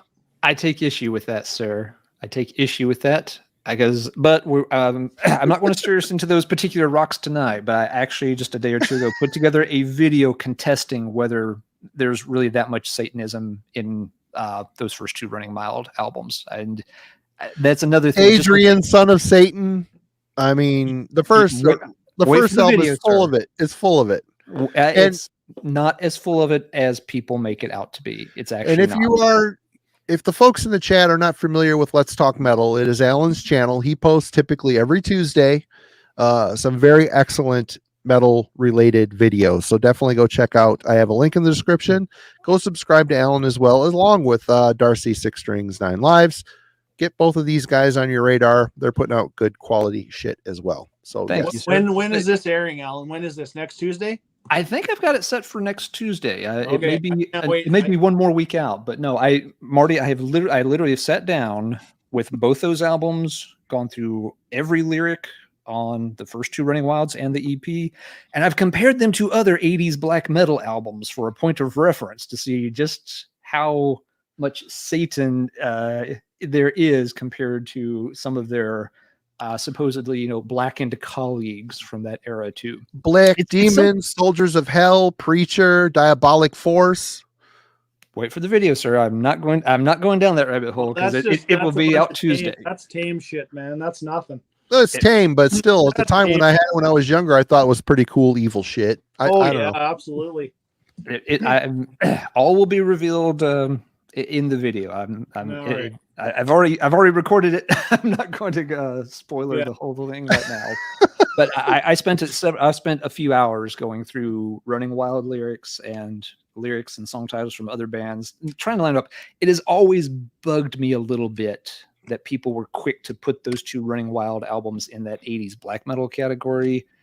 And so I wanted to sit down and, literally try to come up with some numbers and, some hard comparisons to see how much they did or didn't fit that mold. So yeah, everybody can check that out Tuesday if you want to watch me totally nerd out on what's equivalent to about 16 Running Wild songs from 40 years ago. Awesome. Okay. People have been talking about it in the chat, so I might as well just clear the queue out of it here. Bed Wins Ende with Written in Waters. This is another Norwegian supergroup. That's one thing about the mid 90s Norwegian in particular black metal scene was very chummy. There's a very small group of dudes and they were all in a bunch of bands together. They'd pop up, Borknagar, Dodheimsgard. What the fuck is happening? Hold on. Things are popping up on my screen. Whoa. Anyway. This has Scold from Arcturus and what the hell else was he in? Sorry, I had it pulled up. Skull. He was in Arcturus and Fimbulvinter and Ulver. You have Aggressor, who was in R Noir. He was in a bunch of other bands as well. Cadaver is one of them. And Vic Noctic, who was also on Dodheimsgard, which I just shown, doing some vocals as well, some guitar stuff. This is the Norwegian sound taken into very avant-garde territories. Very strange. You got strings on here, your violins played in a very obtuse avant-garde / jazzy way. Very morose, weird vocals, clean vocals, but when the harsh ones kick in, it's even more disjointing. It's just a very bizarre artistic record. This band dissolved and turned into the band Virus, which is equally strange. Equally strange band. Sounds very much VBE as well. But this is kind of a jewel in the Norwegian crown for sure that not a lot of bands talk about. Many people talk about. But excellent album, very strange. You got to kind of have a little more open mind to maybe chew on this one. It might take you a few times through it, but it's a very cool, very dark, very strange record that always sat really well with me. Excellent, strange Norwegian black metal supergroup. Never heard it, but you mentioned that the other Ulva. So one of these guys, one of these guys was in that band. Ulver, yeah. Ulver, sorry. Yep. Okay. Yep. All right, and you're back, Darcy. Okay. Well, we're touching on, and it's funny that Jurgen's in the comments right there, but German metal is just one of my favorite countries for metal. So I'm going to go with a period of, we'll talk about a bit of a period of this band, but this is Gravedigger, Heart of Darkness. My And- Gravedigger collection is sadly lacking. Well, There's a lot of it to chew on. You know what? I would say this is one of those bands in the 90s that secretly carried that metal torch through the 90s, because they never put out a bad album in the 90s. They had the Reaper in 93. They had this in 95. Tunes of War in 96. They had Knights of the Cross, I believe, in 98. And then they wrapped up 99 with Excalibur. So this is, if you're familiar with the German band Accept, this is well, I guess he would be the third guitar player for Accept, but this is Uwe Lullis is on guitar on this album. He's the only guitar player. Fantastic guitar tone. One of my, just all those albums that I mentioned in the 90s of Gravedigger is my favorite period of Gravedigger. Acquired taste on the vocals, probably for a lot of people. So, you know what? You like them or you don't, but definitely if you haven't checked out Heart of Darkness, this guy's, similar to Ralph. They just right straightforward heavy metal. I put this in the just metal category. It's not over the top power metal. It's not symphonic in any way. It's just maybe a little slower pace than a Running Wild, but definitely, yeah, they were on Gun Records in the 90s, and they did not put out a bad album. Just, yeah, check out Demon's Day, one of my favorite, the title track, Heart of Darkness. But yeah, if you haven't, if you're into, these bands like the German bands like Rage and Gamma Ray or Halloween, the vocals might be the thing that you need to work on, but the music is top notch. I'll just tell you that. Yeah, good pick, Darcy. I forgot Gravedigger had an album out that time. After the folks have referenced it in the chat, after the Digger disaster with the Terminator duck. Yeah. That was a band that kind of had to go lick their wounds for a while. They did, yeah. Yeah, I remember Tunes of War, the one you mentioned from '96. Yeah, was the album that where they really started to surface a little bit wider again, and folks were like, "Oh, okay, this is kind of cool. We can forgive that thing." But yeah, those early and mid '90s ones really didn't get much attention. They didn't. But you're absolutely right. They belong right there beside you. I've always thought of them as kind of next to Rage and Sinner. That those three had, like you said, just that traditional metal vibe. Not as much of the speed or power metal flavorings as maybe a Gamma Ray or Halloween. They're all related, but yeah, Digger and some of those bands focus a little bit more on just the straightforward stuff. And yeah, Chris's vocals can it can be a turnoff for a lot of folks. You got that very over the top gravelly kind of sound. It's kind of endearing. I personally, I've got no problem with his vocals, but yeah, a lot of folks listen to that for a couple minutes and they're just like, okay, that's enough of that. Yeah.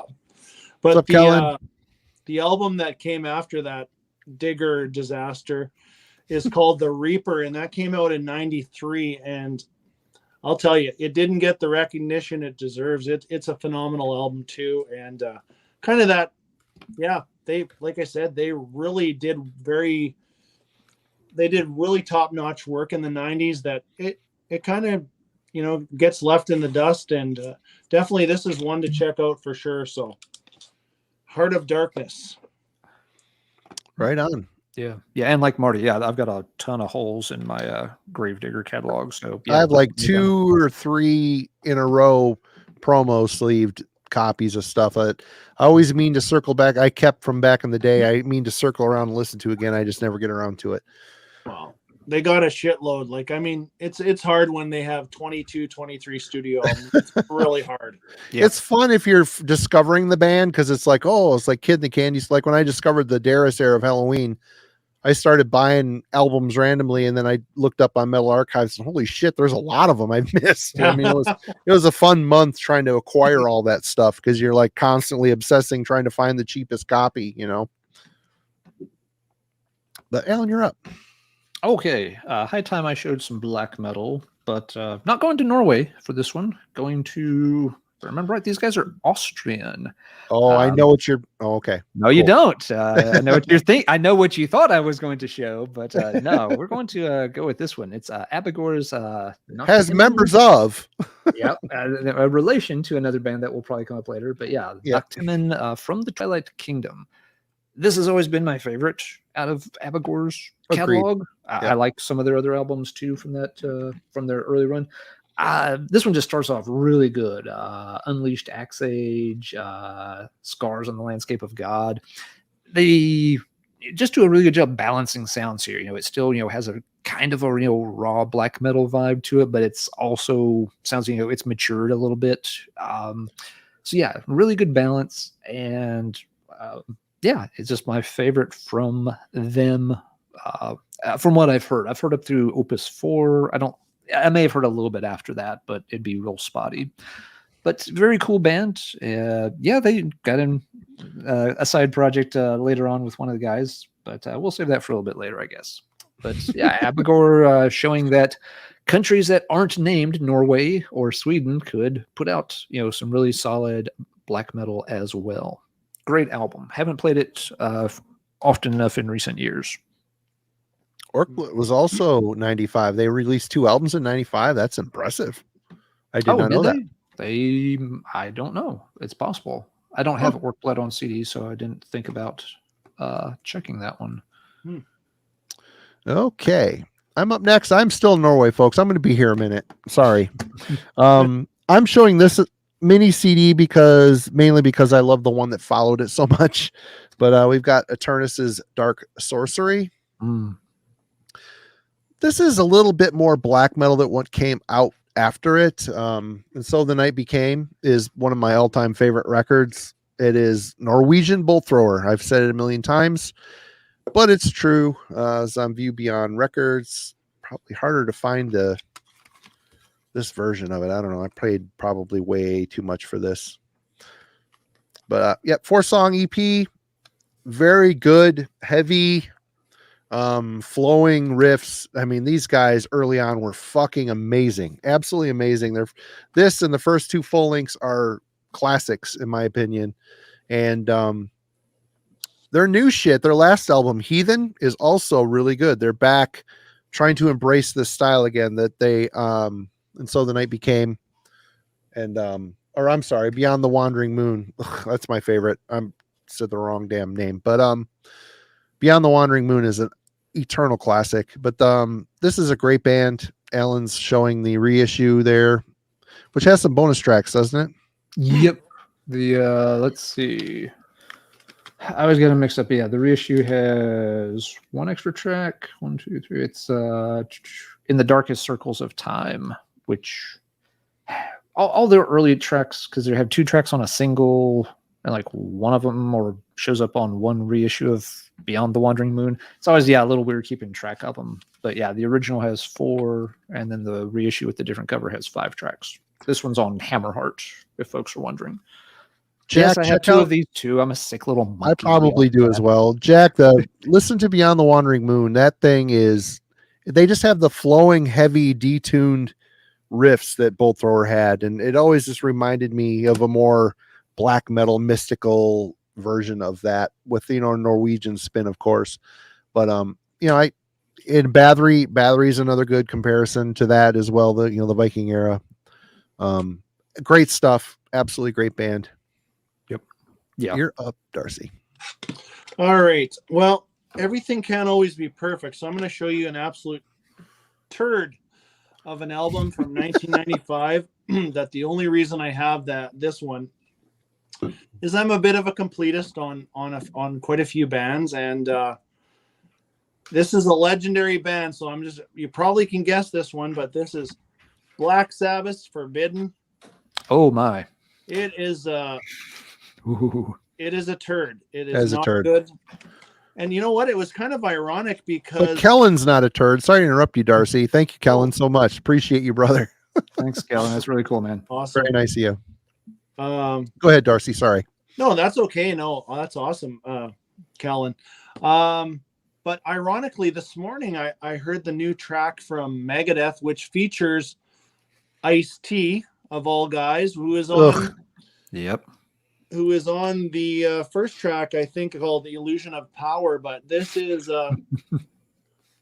I had joined a video I don't know, a while back about terrible albums that weren't Saint Anger, and it really blew up to be one of my most viewed videos. But I featured Black Sabbath 13 in that video, which I'm not a big fan of that album whatsoever either. Mm-hmm. It's not as big of a turd as this is, but this is as far as turdness goes, this is Black Sabbath's crowning achievement right here. Rap Sabbath. Yeah, it's not good, but I had to show it. It's 1995 at its worst, and here it is. So, probably not a lot of fans of that album. That's a tough one. That is a tough one. But no, it is fair to show off some of the stuff that missed badly in 95, and that one missed badly. My favorite association with that album, and it is a bad album, but when Marty and I ranked the Black Sabbath albums with King Fowley a while back, when we got to the album, one of the weird things with that was that one of the Body Count members, Ernie C., was hired on to produce the album. Yeah. And I just I had to wonder out loud. I was like, why in the world did anybody ever think Ernie C. should be hired to produce this album? I know the band was in kind of a state of flux and they weren't doing all that great, in those years, but still. And King, bless his heart, just right off the bat, he's like, I know what happened. Somebody said, the band's in a state of emergency, and somebody else heard, go get Ernie C. I laughed my ass off at that to this day. Now, I did. It's the only possible explanation for why they got him. I did hear that Tony is trying to rework this album in some way, but it would take a lot to save it. I'd be curious to hear it. I don't think I would ever buy it, but who knows? Mm-hmm. Michael, Tony was wrong. It seems like Tony would have better things to do than dwell on shit that sucks. But I don't know. All right, Alan. Okay. This one I had not thought of in quite a while, but checking through years and stuff the past couple of days. Yeah, 1995 release by another kind of classic 80s American metal band that some people lost track of as the 90s went on, but I thought they made several really good albums in that window. We are talking about Wasp, and this one, Still Not Black Enough. Obviously, most people always think, the self-titled and the early Wasp stuff. Those albums are fine. For me, Wasp really gets going when you get to the Headless Children. That's when you kind of start to, there are good songs before that, of course. There's lots of great ones. But around the Headless Children, they to me, it just feels like they strip away a little bit of the bullshit. They start to get real nasty, more consistent, and really, really sound great. And it just continued through the 90s albums. This one never gets talked about. Really, after the Crimson Idol, it's like a lot of people checked out on the band and forgot to check back in or something. But this one, Blackie and company sound, fierce. They sound angry. They sound pissed off. It isn't, the Kill Fuck Die album. That one, some people react badly to as their Marilyn Manson album. That's a debate for another day. 2001's Unholy Terror is fucking great. We did an album club on that. It's a great album. Yeah, that's a good album. Yep. I don't even mind the Kill Fuck Die album, but again, we won't go into that one tonight. But yeah, if folks like Wasp and they just missed this one, it is a really good album. It's one that again didn't get circulated well at the time. There's a couple of different versions of it. I think there's slightly different track lists, but it's got a lot of killer shit on it. It's some of Blackie's darkest, angriest sounding stuff, and I always think he sounds best doing that. When he gets more lighthearted and party mode, I'm not quite as interested in his material. But when he's in that dark space, writing and recording and singing, that's where the man really, really takes it to another level. And some of the stuff on here, like the track I Can't is just, pitch black. It's not perfect. It's got a few odd things on it. It closes, this version anyway, my pressing closes with a cover of Whole Lotta Rosie. that probably didn't need to happen, but it's the last track, the cover. Yeah, no, I don't have that on my version, but Mhm.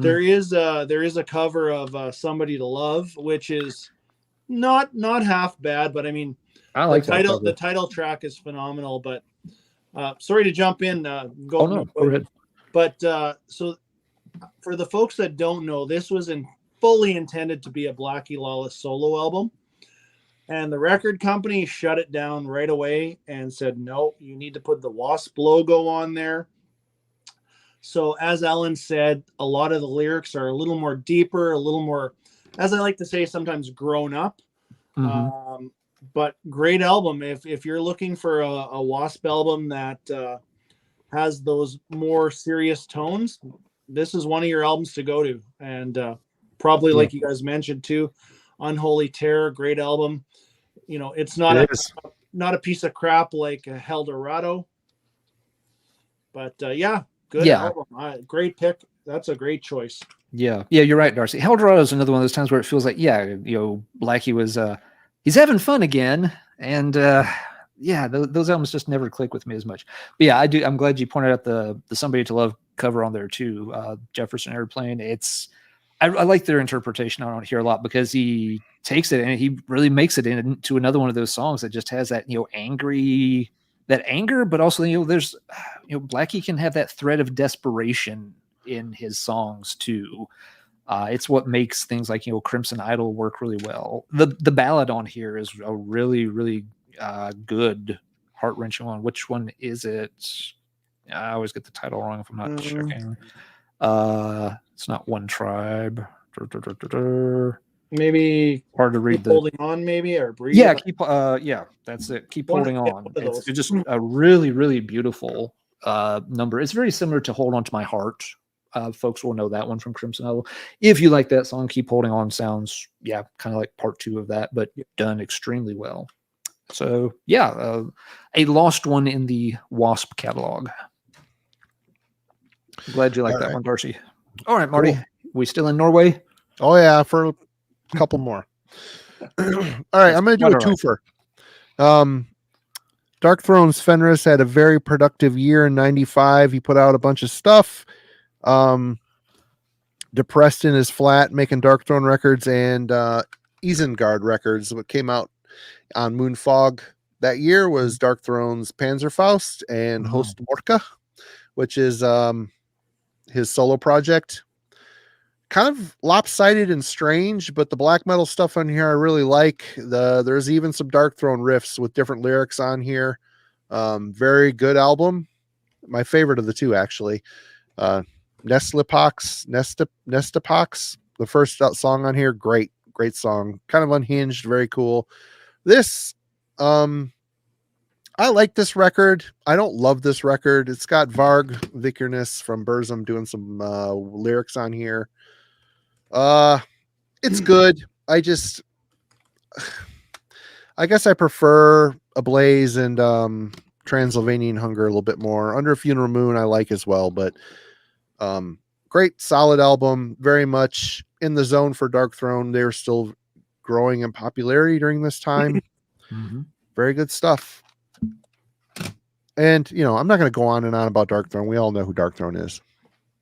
It's a great album, but it's just I don't find myself digging. I don't listen to it much. I typically lately when I listen to Dark Throne, I grab Hate Them. That to me is their last truly great record. That album has got some great songs on it. It's them being kind of black metal again, which is cool. Before they disembarked, I can't remember where that fell. If Hate Them came before or after Ravishing Grimness, which I also like quite a bit, but. Dark Throne are one of my favorites back in the day. I always loved Culto's vocals. It really broke my heart when they went for the more crusty punk, weird trad metal vibe. I ended up liking the weird Fenris songs and liking the Nocturnal Culto's strange, disjointed songs. And he sounds like a drunk guy screaming at the bar, which... I miss that raspy, fucking guttural, evil black metal vocal that he used to do so well. But anyway, Dark Throne and Isengard. That was a twofer. Very cool. Yeah, I definitely need to check out more Dark Throne. I have been, and I've definitely liked what I've checked out so far. So Cool. They got All right. quite a robust discography to dive into. Yeah. A lot of different styles. Yeah. They were a band I liked when I, first started getting more and more into black metal, and then I just lost track of them, and I've never really, circled back very much. So yeah, I don't know their catalog nearly as well as I should. Yeah. All Well, right. I am going to shift gears back to some German power metal and a guy that we mentioned before, but this was really a big transitional album. Well, I shouldn't say transitional music wise, but vocal wise, I was very happy guy when this came out.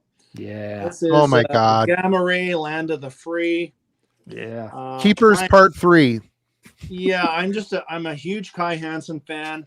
The other thing is this baby was sandwiched in between. And sorry I took this one, Alan. No, absolutely. No, I'm glad you did. This was sandwiched in between two Halloween albums that I absolutely love, which is Master of the Ring and The Time of the Oath, which respectively came out in 1994 and 1996. And this was that in between 95 album that was phenomenal. As much as I like Ralph Sheepers, I like him more in Primal Fear.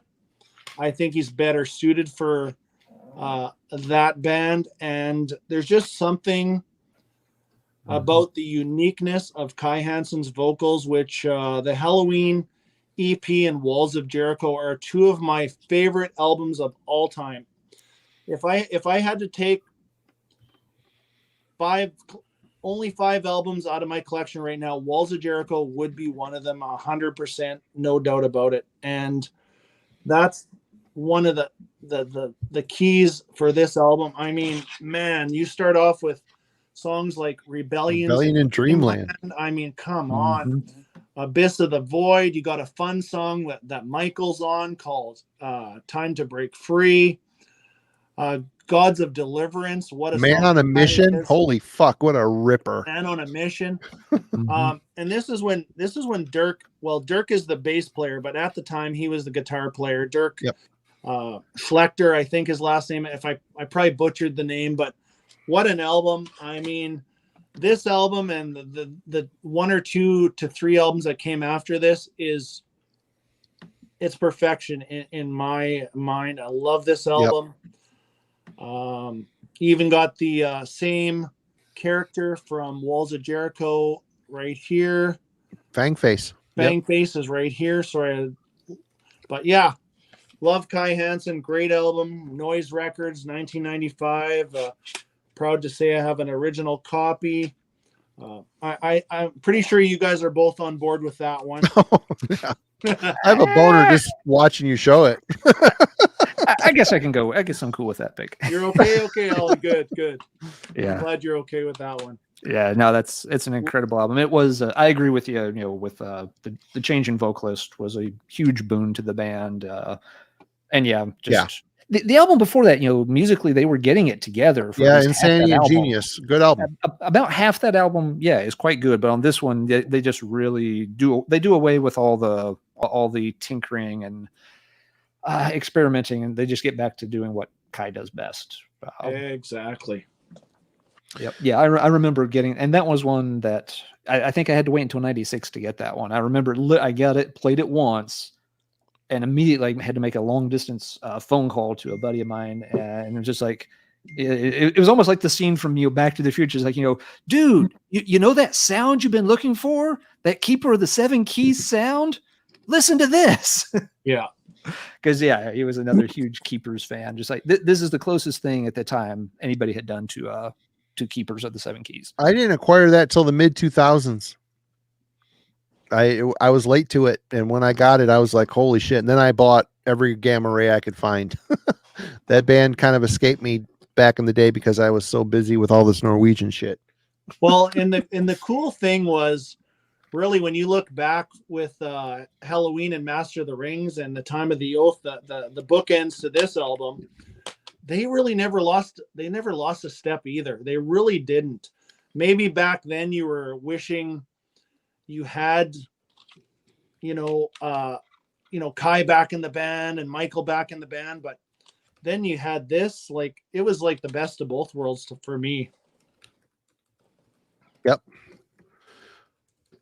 So what do you think about Gamma Ray continuing? Are you sad? I mean, it's hard to say if it's done, but he says it is, and I've seen him being interviewed saying that it's not. So I don't know. I don't know where he's at. I'm nothing against what's his name? Is his name Michael Beck or the new vocalist? He's okay. I'm look it up I'm real just quick. sad when it's not Kai. I don't know if you guys have heard. His voice is kind of roached, man. Do you know the band Iron Savior? Mm-hmm. Oh, yeah. Okay, they just reworked a bunch of songs from when Kai was in the band, and they're doing an Beck album, a Reforged 2.0. But there's a new single. I'll send you guys the link. But Kai's on vocals for the bulk of the song. Really phenomenal. I forget what song it is. I'm just drawing a blank, but it was only released about a month ago, and it's Pete Silk from Iron Savior. Yeah. Basically his band anyways. And it's a great band. But Kai on vocals, which he was on the first 3 Iron Savior albums, I believe. But yeah, first 3. That sounds but, about right. yeah, just classic Kai. But you're right, though, his voice is probably getting, like you said, roached. But well, smoking does it, man. He's still smoking, puffing away. So he can still kind of pull it off live, but he struggles. Yeah, he's probably a pack a day for sure, that guy. Yeah. All right. Sorry, everybody. We went on the Halloween Gamma Ray tangent again. It's the Heavy Metallurgy channel, and that's just what you get here. Way it goes. Now, 38% more pumpkins. Yes. All right. So Marty's stuck in Norway, and Darcy's pulling out the awesome European power metal. What if we did Vlad both? Tepes, here it comes. No. Did anybody say Norwegian power metal? Mm. Mm-hmm. Okay. Not a country that's really known for it, but they did have one kind of real bright spot in the early 90s on the proggy side of the power metal spectrum. This band Conception, and in 95 they put out their third album, In Your Multitude, and it is gloriously beautiful. This is where never even seen that. I wouldn't have bought that. It's a Noise release. You might have. It's on Noise Records. Huh. Yeah. Yep. The band, and it's a Norwegian power metal band. They did their first 3 albums on Noise. The fourth one may have been 2. I don't remember. The fourth one changes a little bit. This is the band that's best known these days for launching Roy Khan, the vocalist. After this, he went on to Camelot and signed on to them for their third album and took them pretty far up in the power metal rankings. The Conception albums are very, very good, though. They're sort of some of those overlooked classics. They are relatively lightweight. Now, something to make very clear: this is not a Gravedigger or a Rage or a Gamma Ray or anything like that. These guys are at the lighter, progressive end of the power metal spectrum. Yeah, and all 3 of the albums are like that. Roy, obviously, phenomenal vocalist, one of my top few heavy metal vocalists ever. He sounds great. They have another outstanding musician in this, though. The guitarist, I think it's Tore Ostby, and apologies if I'm mispronouncing it, but really excellent guitarist and able to do several different styles. Again, they would mix in little bits and pieces of different musical styles here and there on their albums. I think the previous album to this one is a little better known, Parallel Minds, but this one is probably my favorite out of their catalog. Just some really good songs, diverse songs. They've really gelled as a band by this point. Their first album is a kind of a little scattered. You could tell they were still kind of trying to tighten things up. But by the second and third albums, they really have a real cohesive unit. And yeah, just a really solid, if you like that, more progressive and don't mind it being a little bit on the lighter side, this is definitely an album to check out. Fun fact, and Jurgen in the chat, I always get this a little bit wrong. There was a vinyl version done of this as a gatefold, and inside, when you open it up, there's a like fold out 3D kind of pop out thing of the mask, or that would like fold out. So it's one of those kind of cool collector's items things, and a rare instance of a album in heavy metal circles having that kind of 3-dimensional artwork included in the gatefold. It's kind of crazy that they did a vinyl pressing of it, because again, it was never an international sensation. It was not a big name release for Noise, and 95 was not the year to be putting out vinyl for much of anything. Yeah. So the fact that they kind of got this deluxe custom pop out version in a gatefold just seems really cool. It's one of those things. I'll track it down someday. I've seen it for sale once or twice, and it's always really, really expensive, but it's a neat item. And Jürgen can correct me. I'm sure I got a few of the details wrong about the gatefold. But yeah, Jürgen can cover that in the chat for folks that are interested. Very cool band. If you don't, but again, just to be clear, it is a lightweight progressive power metal. It is not heavy metal breakdown or Walls of Jericho or Tales from the Twilight World, but excellent material. So another fun fact, I did not know about this band until yesterday, and I'm totally shocked that you've shown it. Cool. There's a friend of mine in the comments that posted on his Instagram. So their first 4 albums are getting reissued on vinyl. And I forget which his favorite is. Maybe he'll throw it up in the comments, but I took a quick listen, and exactly as described by you. But it wasn't bad. Like but I honestly never heard of them. And the other thing that shocked the shit out of me was they're on Noise Records. I was like, oh, really? I thought I knew quite a bit about Noise Records, but apparently not. But yeah, vinyl reissue for their first 4 albums. You need to read the book, Damn the Machine. Yeah.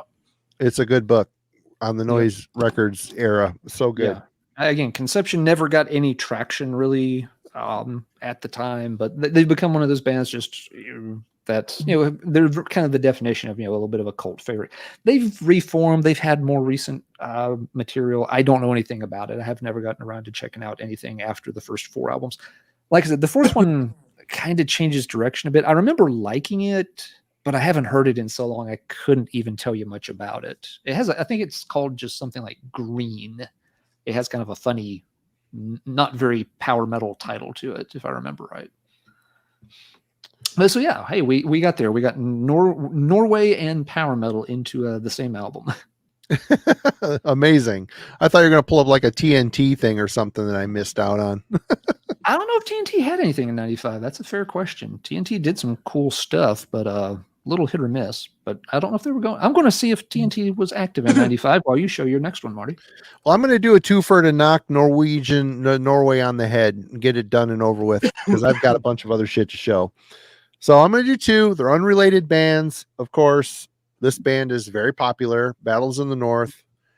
Man, I liked this record when it came out, but it just sounded weird to me. And come to find out that Abat played drums on this, allegedly, and they sped up the recording so they sound faster, is the rumor. I don't know if that's true or not. For me, the last song on here is probably the best. Just really epic, awesome, fast, speedy black metal. I greatly prefer At the Heart of Winter that came out after. That's kind of like a perfect riff album for me. Good album. Weird, but of the first 3, this is my least favorite. I'm a big fan of the Diabolical Full Moon Mysticism with the Bathory Worship, and then Pure Holocaust is just a great ripping album. And this one here, this is kind of a bottom tier Norwegian black metal band, but I always really liked this album. Old Man's Child, Born of the Flickering. Cool album. They fit within the I guess the Dimmu Borgir sphere, but there isn't as many keyboards on this. It's just really good, well-written Norwegian black metal. As they went, they got, Gene Hoglan joined this band at some point. He played drums on a couple albums, one album maybe. I don't remember the details, but solid record. Of all their records, this is my favorite. So I ended up scoring a copy of this on vinyl. Cosmic Key did a really good job on them. So yeah, with that, I didn't pull any Dimmu. I don't think anything came out in 95. But I'm a big Stormblast fan. I also like Enthroned Darkness Triumphant a lot, but that's about it for those guys. But yeah, great album, Born of the Flickering, awesome stuff. And that is it for Norway for me. Sorry for the long Norway rant, but that was just where I was at in 95, big time. All right. You're back, Darcy. I need to go make wee wee again. I'll be right back. All righty. Let's go with just, I guess, one of my big three of just traditional metal. You got your Iron Maiden, you got your Judas Priest, and I always throw these guys in here. They have 24 studio albums now, but this is Dogs of War from Saxon from 1995.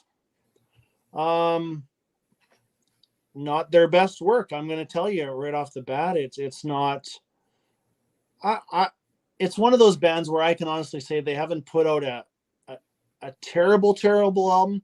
I mean, Destiny was close to being terrible, but this is a kind of a transitional album. This is the last album that Graham Oliver got. Well, he didn't even get credit for. So he really wasn't even on this album. Original member. This was his last, I guess the album before this, which was called Forever Free, was Graham's real last album. But if I read all the info correctly over the years, the producer Rainer Hansel ended up doing a lot of the guitar parts with Paul Quinn. And I guess the highlights for me on this album, the title track is really good, Dogs of War. And honestly, one of my favorite songs is the closing track called Yesterday's Gone. If you don't check out anything else, check out that track. But Saxon is one of those bands that kind of weathered that 90s storm, and to me only got stronger as they went on. There were some really good albums there in the 90s that deserve a lot of credit, but this probably isn't one I would fully recommend to you. It's got really cool artwork by Paul Gregory, which you're familiar with. He did the Crusader cover and other album covers. But yeah, Dogs of War from Saxon. Yeah, that's one I have not heard by Saxon. I've got some gaps in that catalog I've got to work on as well. And actually, should be noted here too. There has been talk about a Saxon deep dive on this channel, and it would probably be Darcy involved, and King Fowley has expressed interest in it as well. I only own 4 Saxon records, so I don't know how qualified I'd be for the job, but we'll see what happens. That might be coming down the pike here at some point. We got a lot of days left this year, a lot of Fridays to come, and we'll keep you guys entertained with something. But Saxon, I'd have a shit ton of homework to do for that, for sure. Term paper, get started early. Yeah, my dissertation is on Saxon this year. yeah. It was the Saxon album after that one, Unleash the Beast, is where I kind of reconnected with that band. But yeah, I never circled back and caught Dogs of War. I should do that. And that's when Doug Scarrett joined the band. He's still with the band to this day. He's a really good guitar player too.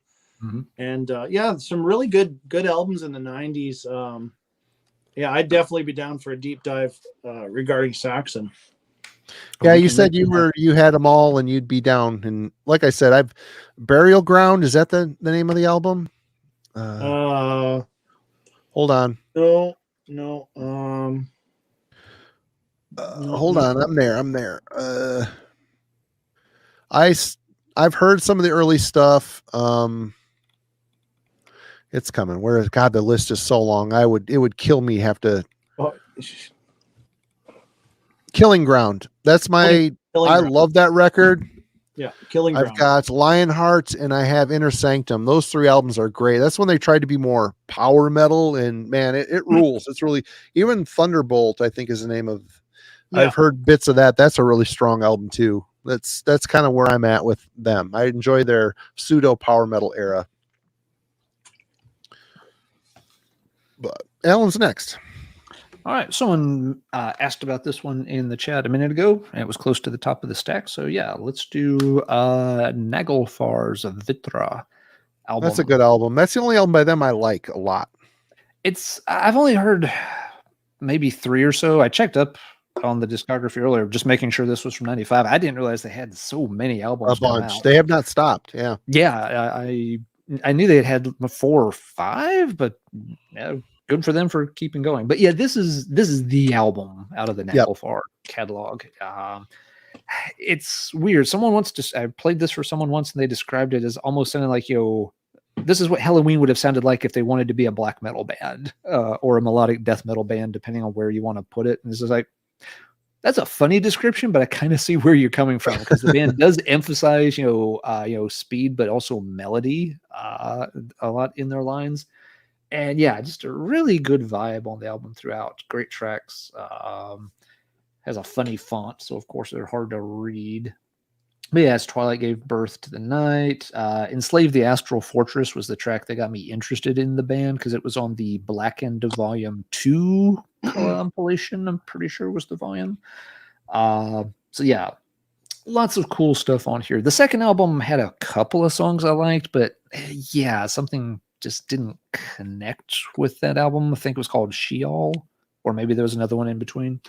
And then, yeah, I checked back in on the band from time to time with a couple other albums, but they never caught my interest again. But yeah, Vitra was one of those minor classics with the Swedish kind of melodic blackened death metal or deathly black metal, or wherever you want to draw that line. Naglfar's right there in that mix. So very cool album.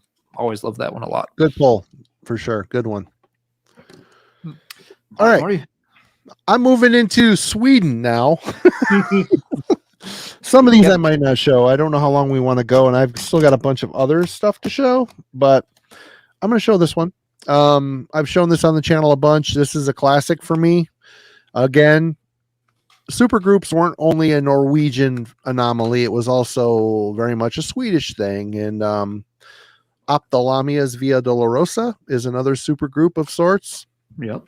You've got Legion from Marduk on vocals. You've got It from Abruptum and Vondor on guitar. You've got Emil Nodveit, which is John Nodveit's brother, on bass, and Benny from Edge of Sanity on drums. It is a fantastic riff writer, and this album has got some, although this is kind of a long record, the Death Crush Mayhem cover at the end I could live without. The riffs on this are fantastic, absolutely fantastic, really melodic, hooky. And another thing about this, there isn't a lot of blast beats on here. There's a few, but it's just a kind of a mid-pace rolling album. The riffs are the strong point. Of course, Legion's vocals are just harsh and, upheaving style of just screaming his balls off type of, but there's some amazing songs on here. Yeah. You think so? Bethlehem.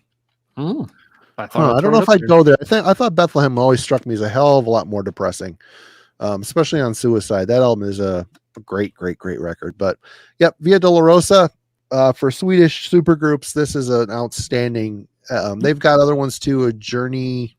What the fuck's the first one called? And then the one after this is Dominion, I believe.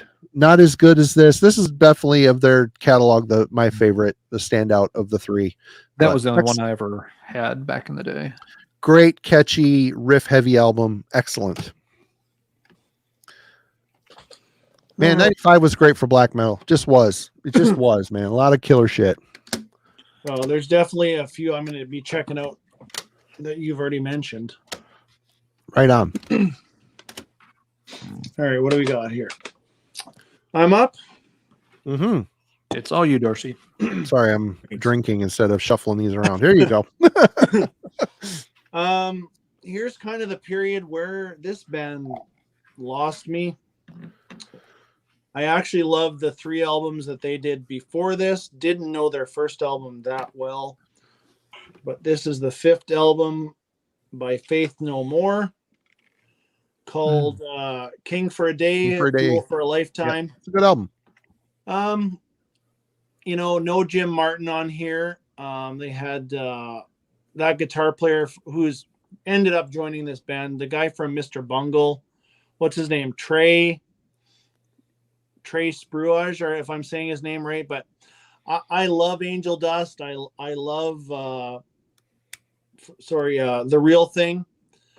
This one I didn't love as much. I just didn't get into it as much as I did those other two. Not really sure why. Maybe just that time in my life, but I still bought this brand new back in the day. But and I love Introduce Yourself, and even We Care a Lot. Is that the first one? We Care a Lot. Yep. Didn't know that one as well, with a different vocalist, but yep. Chuck Mosley, or whatever his name was passed away. Rest in peace. Yep. Yes. But I always liked Mike Patton's vocals. A very unique guy, good singer. But yeah, I don't know. There was some good tracks on here, like Ricochet and I forget the other two singles, but King for a Day, the track, or The Last to Know. But did you guys have this one back in the day? Or I have it now. Yeah. I didn't have it back in the day, but I have it now. I didn't. I had one or two of their others, but I never did get that one. So would you still put Angel Dust and The Real Thing above this, or you really? I like that one better than The Real Thing. I like Angel Dust a lot too. I have that one on tape. Yeah, I love that album too. But yeah, I picked this one up brand new in '95. But does that one have the cover to the Commodore's Easy on it? No. I think it was Commodore's Easy Like Sunday Morning. Anyway, sorry. Yeah. So there's Faith No More. Not a band I was super into. Well, I shouldn't say that though. In '89, The Real Thing and Testament, Practice What You Preach were pretty much in my vehicle at all times. But nice. when it got to this one, I kind of lost a little bit of ground with them. Oops. That's not the. I did not realize that. Well, I think I know the song. I think that one's yeah. This is a family show. No, I'm just kidding. No, it's not. No, it's not. It's not. Let's not kid anyone. Yeah. Fat old guys drinking, talk about metal. Yeah, probably. well, My kid watches on occasion. I'm glad he's not here tonight to be blowing up the chat. So, anyway, Alan, you're up.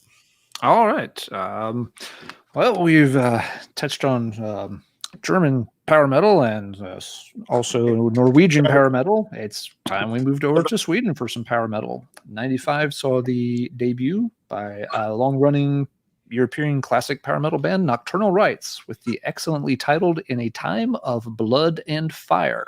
I've never seen that cover. I've never heard of that album.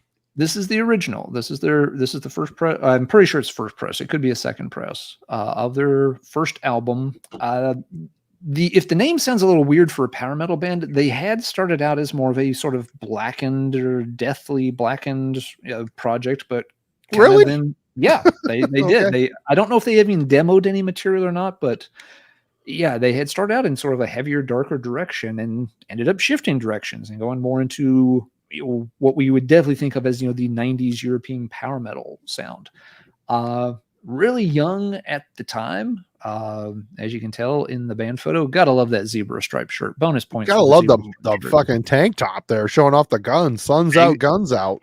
Exactly. But except for this guy now up here, you got an older fellow, and bonus points for your true metal street cred score if you recognize this as Anders Zachrisson, who sang for Gotham City way back in the 1980s. He was on, I'm pretty sure he's the vocalist on the Unknown LP, one of the kind of classics of early Swedish heavy metal. I do not know. I've never really known how in the world he connected with this, much younger band. Well, you have to have a guy in the band that can buy beer.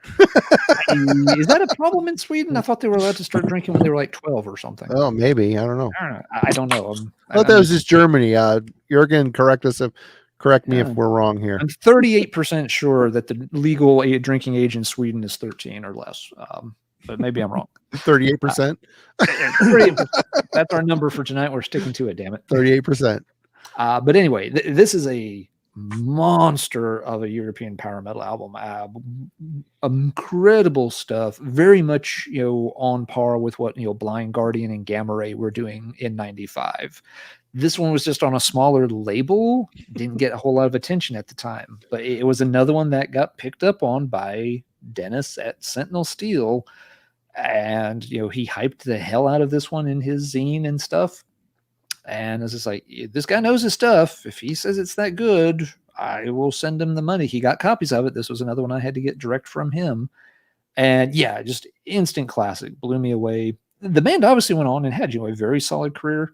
Anders sung with them on the first 3 albums. And after this, they did, and I think by the second album, they were already picked up by Century Media. Power metal was starting to become more visible once again by, 97, 98.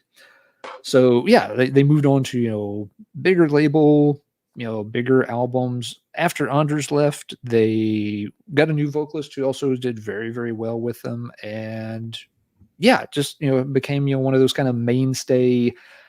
They were never quite put on that same, A tier as Blind Guardian and Gamma Ray through the early 2000s. And I always felt they probably should have been. They did make some albums that started to feel a little bit interchangeable. By the time you got to like albums 5 and 6, you started feeling like I've heard them do this before. It's not that their albums were bad. They just kind of felt like they got maybe in a little bit of a rut for a while, but still a great band. Was lucky enough to see them play live one year at the Prog Power Fest in Atlanta. They blew away every single other band on that bill. And it really wasn't even close. Got to chat with them very briefly afterwards. Really, really nice guys. My wife got pictures with them. She was ecstatic.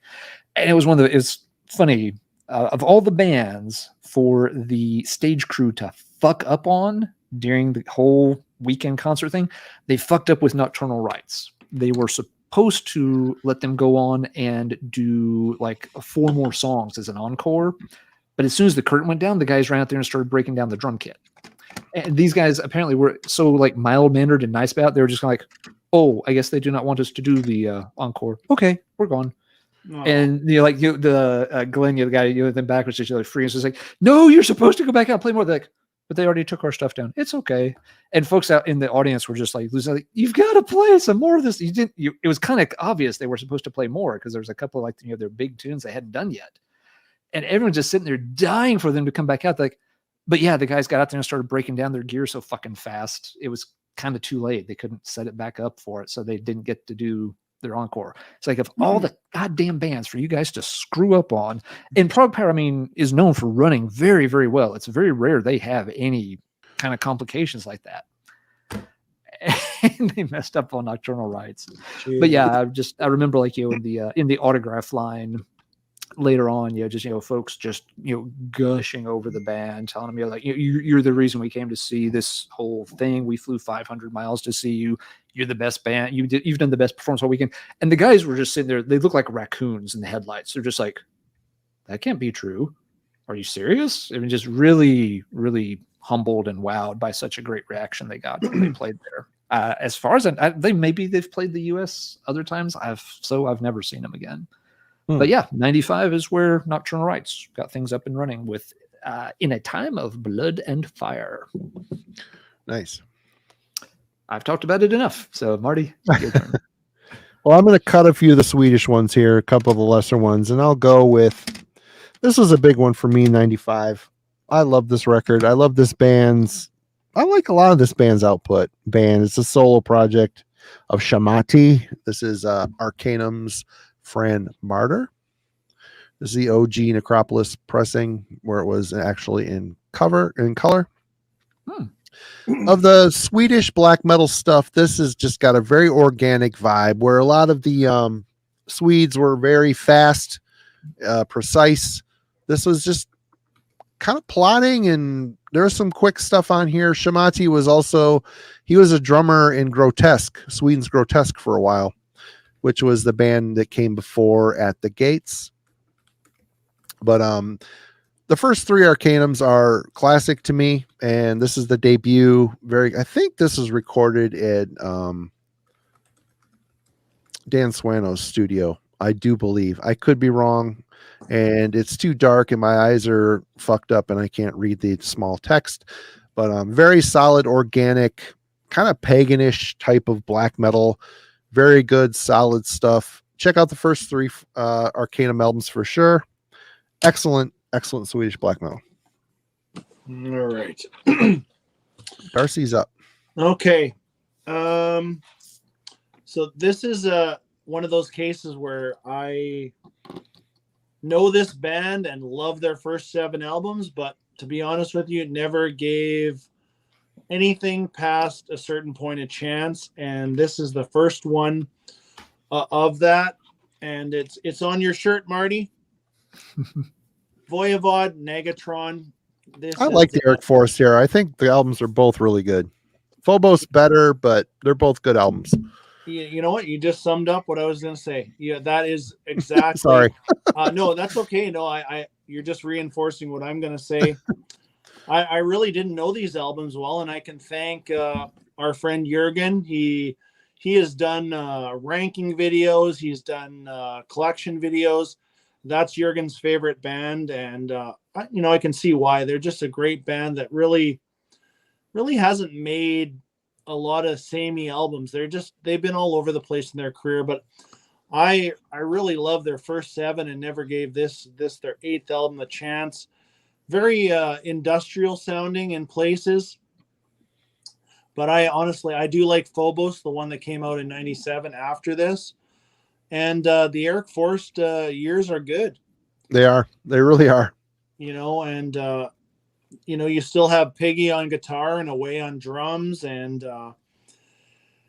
they did the 2 albums with Eric, and then they went away for a while, came back with the Newstead era. Then we lost Piggy in 2005. I think he passed away, but I'm glad I checked out these 2 albums. I like I said, Phobos would be my pick out of these 2.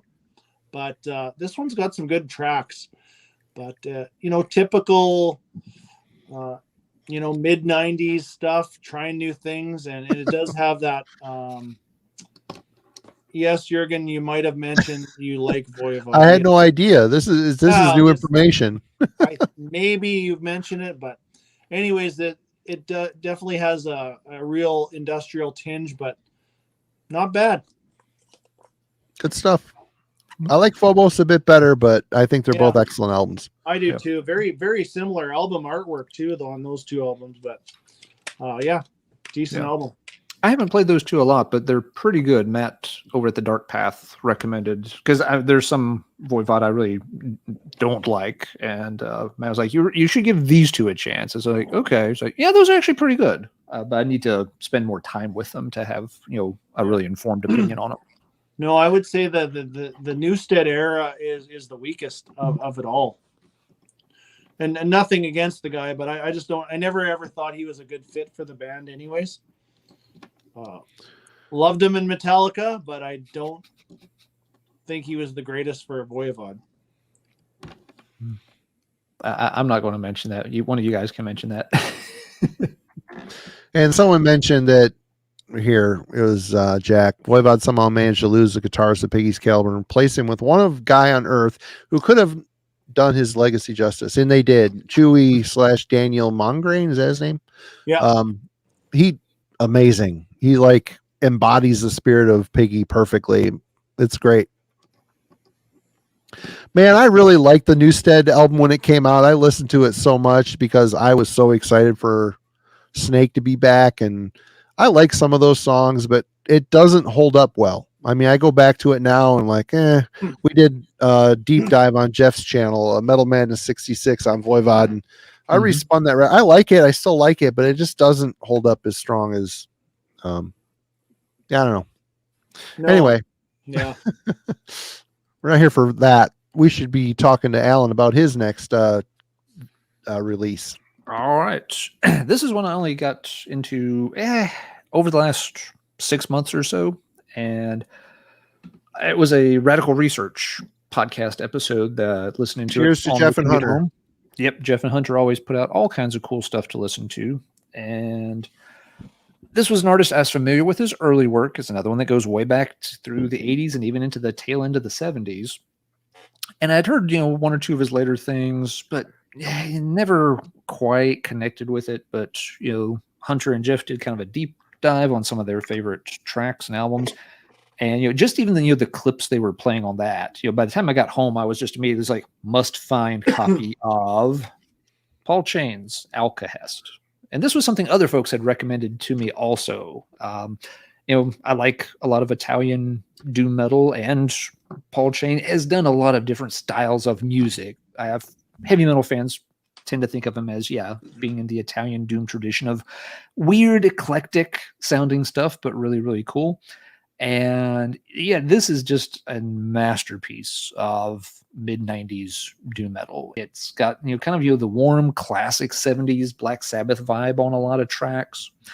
It is the one that most people are familiar with because Lee Dorian is involved with the band as kind of a guest part-time member. So it's a weird track list. Paul sings on the first roughly half of the album, and then Dorian sings on the last handful of tracks.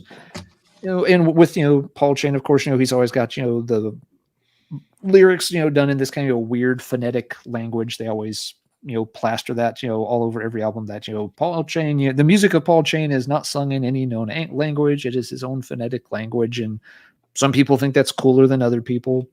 But musically, this thing is, just beastly. Very cool, heavy Sabbath vibes on some tracks. Some, backed off, more atmospheric, almost pretty sounding sections on some tracks.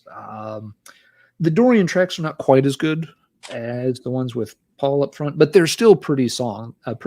They do, let's see, the first one on here that Dorian sings on is Voyage to Hell, which is one of the older Paul Chain cuts when he was, I think, still doing Paul Chain Violet Theater. So they do have, one kind of throwback to his early catalog too. But it's a really amazing sounding album. Any fans of, Sabbath style doom I'd recommend you check this out. It's excellent. And big thanks to Hunter and Jeff and other folks, that had mentioned this one to me. So it was kind of in the back of my mind to visit sometime. Radical Research just made me push it to the front of the list, and I'm very glad I did. All right. Okay, my last for Sweden. I've trimmed the fat a little bit. I'm going with this because it's a popular band. It's a super group, but it's basically The Abyss. This is their debut album, The Other Side. This is essentially Hypocrisy. The three members of Hypocrisy all traded instruments and put out a black metal record. And they did 2 albums, actually. This is very much fast, completely blasting from start to finish in kind of Marduk fashion. But the riffs are a little bit more atmospheric, I would say. I really like this record. It's fun. I pull both of theirs out on occasion. It's just got the right feel for the time. It sounds very Swedish. It's just shows the talent that Hypocrisy had within that band. Like I said, they all swapped instruments. Peter is also a good drummer. What was my fascination with it? I don't know. I think the guy's pretty cool. I interviewed him back in the day for Metal Maniacs. Super nice guy, but I don't know. I've always enjoyed Hypocrisy. This is good. I like some of his production stuff. I know Ben, if you're still in the chat, he hates Peter's production style, but this is really good, fun black metal stuff. Not really anybody talks about. If you like Hypocrisy and you're curious, this is them shedding the atmospheric, melodic death feel and going for more of a fast, ripping black metal aggression. It's cool. They nailed it. Good stuff. No intervention. I probably need a Halloween intervention, but I'm good with Hypocrisy. All right. I'm up. That's all you, Darcy. You are up. Yep. All right. So I had mentioned before, I love my German metal, but I kind of was late to the party with Creator. And this one still kind of remains my least favorite Creator album from 95, but still got some great tracks. This is Cause for Conflict. Kind of in that experimental. Oh, that's a tough one for me, man. They started off down that path with Renewal, then this one. Sorry, and this one is Cause for Conflict. Then we have Outcast, Endorama. Those 4 albums are. Oh, Endorama is so bad.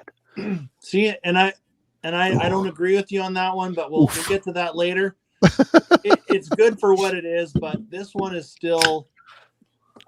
I think the thing on this one for me is Millie's vocals are very. I know it's not a real word, but they're very shouty. He's just very barky on here, and not that he's not at the best of days, but this one more than anything. But there's still great tracks on here. Like my 2 favorite tracks on here are Lost and Isolation. But just that experimental period for Creator that a lot of people shy away from. They kind of got back on track around 2001, and I don't know how much of the new album you guys have heard, but I love it. I got it. I like it. I like it a little bit better than the last one. Yeah, I like the last one too, really but yeah. I've only heard it once, so I don't really have anything I can say at this point about it. But overall, I was a little bit late to the Creator party, and it took me a while to let this 90s period sink in, and this is one of them, but still not a disaster. But they were pretty sure they were smoking a lot of weed at this time, and it shows. Yeah, they Renewal I recently picked up on CD because I realized I heard it. A friend of mine bought it when it came out, and man, I was pissed. So pissed. Hardcore styled Creator. I know Jürgen loves that record. I hated it. I bought it again here like last year. I like it a lot more now. I mean, I like hardcore, but I just didn't want it in Creator. You know what I mean? Right, exactly. But then they struggled through those eras, man.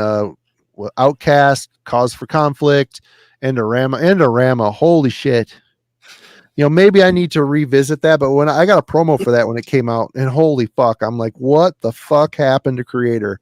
I mean, they were slipping, and they got the guitar player from Corner. I'm thinking, grab your asses. This is going to be the one. And it wasn't the one. I'm like, it couldn't be as far away from technical thrash that I wanted at all. But anyway. When you hired Tommy T. Barron, you better let Tommy T. Barron do Tommy T. Barron. But the thing of it is, Tommy T. Barron doesn't want to be Tommy T. Barron anymore. I hear like the new Corner is going to be more like Grin, which, God, that record sucks. I see people showing the reissues saying they like it. I'm like, am I hearing the wrong album? This shit is just, I don't get it. It's just not what Corner was.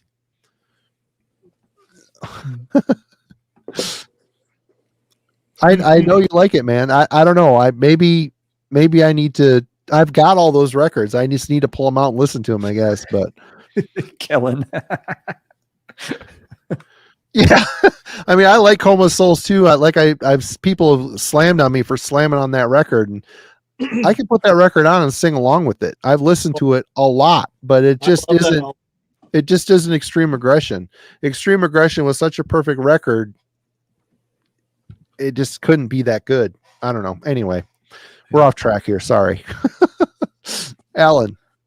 I could just talk about metal forever. We could just run this thing all night and get up and start talking about it again. I'd be just as fired up about this shit. So yeah. Indeed. Cheers to you guys for hanging out with us and me and all of us. It's great. Thanks so much. Indeed. All right. For my next one, I picked one of the Gothenburg classics, Dark Tranquillities, The Gallery. It's a good album. Yeah, most folks, of course, if you're, I don't know, under the age of 25, you probably think of Dark Tranquillity as one of those kind of run-of-the-mill Century Media bands, because, once they got on a major, quote-unquote, major label, they definitely were just turned into, the corporate sound, and they lost their stuff. Early Dark Tranquillity, though, was really, really good. It had, all that, crazy counterpoint guitar styles, swirling melodies all over the place, really great melodic death metal before, it all got, kind of reined in and such. Gallery's an excellent album in that style. It's a lot of people, I think, pick it maybe as their favorite. I like The Mind's Eye a bit more. I think that album's got a little more diverse, a little more interesting, but this one's still really solid. If you just wanted a straightforward example of that style, say somebody has heard the Jester Race, like, hey, that's good. What else should I listen to? This would be an excellent second album to point them towards. And those two bands had members kind of, flop and trade back and forth back in that era as well. So it was interesting. It was really cool seeing how Dark Tranquillity and In Flames kind of bounced off of each other and pushed themselves during that early phase of both bands' career. And of course, both bands drifted off later on, but they did some really good albums. This is one I don't play as much as I probably should. But yeah, an excellent slice of Swedish Gothenburg metal. All right, Marty, back to you. Okay, I got two more black metal albums. People were talking about this one earlier in the chat, and I don't know exactly how to say this. I believe it's Dionysus. I always said Deinonychus, but I think it's Dionysus. I don't know if that's sure. Deinonychus, yeah. Silence of December. This guy is from the Netherlands. This is when it was a one-man black metal project. It's Marco Kellren, who went on Kellren. Hold on. Keren, Kehren. He went on to sing in Bethlehem on Suicide, my favorite Bethlehem album. Super depressive black metal with chainsaw guitar tone. I mean, you got a lot of people don't really talk about this because you got the evil tiki torch and the frilly shirt and the piss poor corpse paint. Didn't even go through the trouble of dyeing his hair. I mean, what the fuck is going on? This is the 90s, man. If you're gonna do the aesthetic, you at least got to get out the dye. But anyway, this is a solid record. It's kind of depressive. Like I said, the guitar tone's really chainsaw. This came out on Cacophonous Records. Remember them? Mm-hmm. Was ever pressed on vinyl? I have no idea. No idea. Probably. Jurgen would probably know. Maybe he wouldn't. I don't know. But he probably owns it. But yeah, this is a solid band. I like pretty much all their records. There's been a couple that have been kind of duds. The one after this, The Ark of Thought, I believe. Nope. There's one or two albums they got real kind of vampire-y, which is kind of cheesy. I hate that romanticized vampiric shit. But this one doesn't really have that. It's just kind of mopey, harsh black metal, decently produced, depressive, good stuff. I really like this album. Good one. As they went on, after he got involved with Bethlehem, the albums that came during that time were very depressive, like Bethlehem. So it must have been where his mindset was at the time. But yeah, that's a cool pull, Marty. I always thought they were a pretty neat project. Yeah, it's hard to get their stuff. Cacophonous releases were a pain to get a lot of the time, and it was never a band that got much promotion or distribution. But I've had a few of their albums over time and liked it. Any band named after a dinosaur, I'm going to give a chance. And Michael prefers Pterodactyl. I like the band Triceratops, but only their demos. I don't know how many. There's a paleontology episode to be done sometime, perhaps. It could be strange. It'd be tricky, but it'd be funny. You know what, Jack? Eastern Europe. I'm thinking of that Poland and stuff. There's a lot of killer shit that came out in Poland at the time, but a lot of it was kind of sketchy, and I'm just not feeling like showing that shit these days. But there was some cool stuff during this period that was like Polish. There was a lot of killer Polish black metal, but yeah, those guys kind of showed their ass, and I don't know, not something I feel like promoting these days. But anyway, Darcy, you're up. Well, why don't we show something from Poland? Here comes the Graveland, the Infernus or whatever. No, this is this band's second album, and actually a band that I was not into in the back in the day, but I have really enjoyed a lot of their albums, and this is a reissue that I picked up. This is Vader. I was going to show that. Cool. Yeah. Great album. Just reissued. Yeah, this is a Nuclear Blast reissue from 2021. I think this is a great album. I really enjoy Vader. It's one of those great band. Just Polish thrash juggernauts. Yeah, I'm looking forward to them putting something out new. This is a Cool digipack. If you haven't picked this one up, it's out. Nuclear Blast. I think every song it's just like this. It's great. It starts here and it just keeps rocking throughout the whole thing. Carnation, Revolt, Reborn in Flames, but somebody said, let's show something.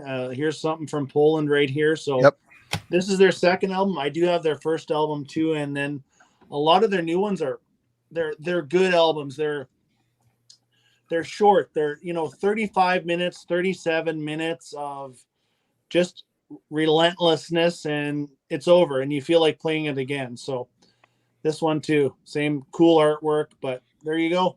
Some Vader. Awesome. Classic. That's a long awaited reissue too. It needed it real bad. Yeah. I've liked every single. I own a lot of Vader. I don't own all of them, and their last album was really good. I mean, they've been solid forever. What's their third album called? It really needs a reissue bad. There's Ultimate Incantation. There's Sothis, and then there's Black to the Blind, Back to the Blind, Black to the Blind. That one needs a reissue bad. All right. Alan, you're next. All right. Well, I'm just going to keep working my way around Europe for power metal. And this band, let me double check. I believe it's Denmark this time. Yeah, let's do a little Danish power metal. And this is a band that is, put at more the prog end of the spectrum, closer to Dream Theater than to Gamma Ray or Blind Guardian. But they're very, very good at it. I've got a big chunk of their catalog and always like their stuff. So 95 saw Royal Hunt release their third album with Moving Target. This is, kind of a keyboard heavy band. The keyboardist whose name I'm going to blank on right now is kind of the main songwriter. So no surprise, he figures prominently in it. The big thing on Moving Target was they replaced their original vocalist from the first two albums, who was okay. He wasn't a bad vocalist, but he didn't necessarily stand out either. And on this one, they brought in one DC Cooper, who is a very, very good vocalist in this style. He's sung with the band on several albums over the years. He did a good solo album. He's been involved in some other projects. Marty, the Silent Force CD you sent me a while back was DC Cooper, one of his projects from the early 2000s. Cool. Yep.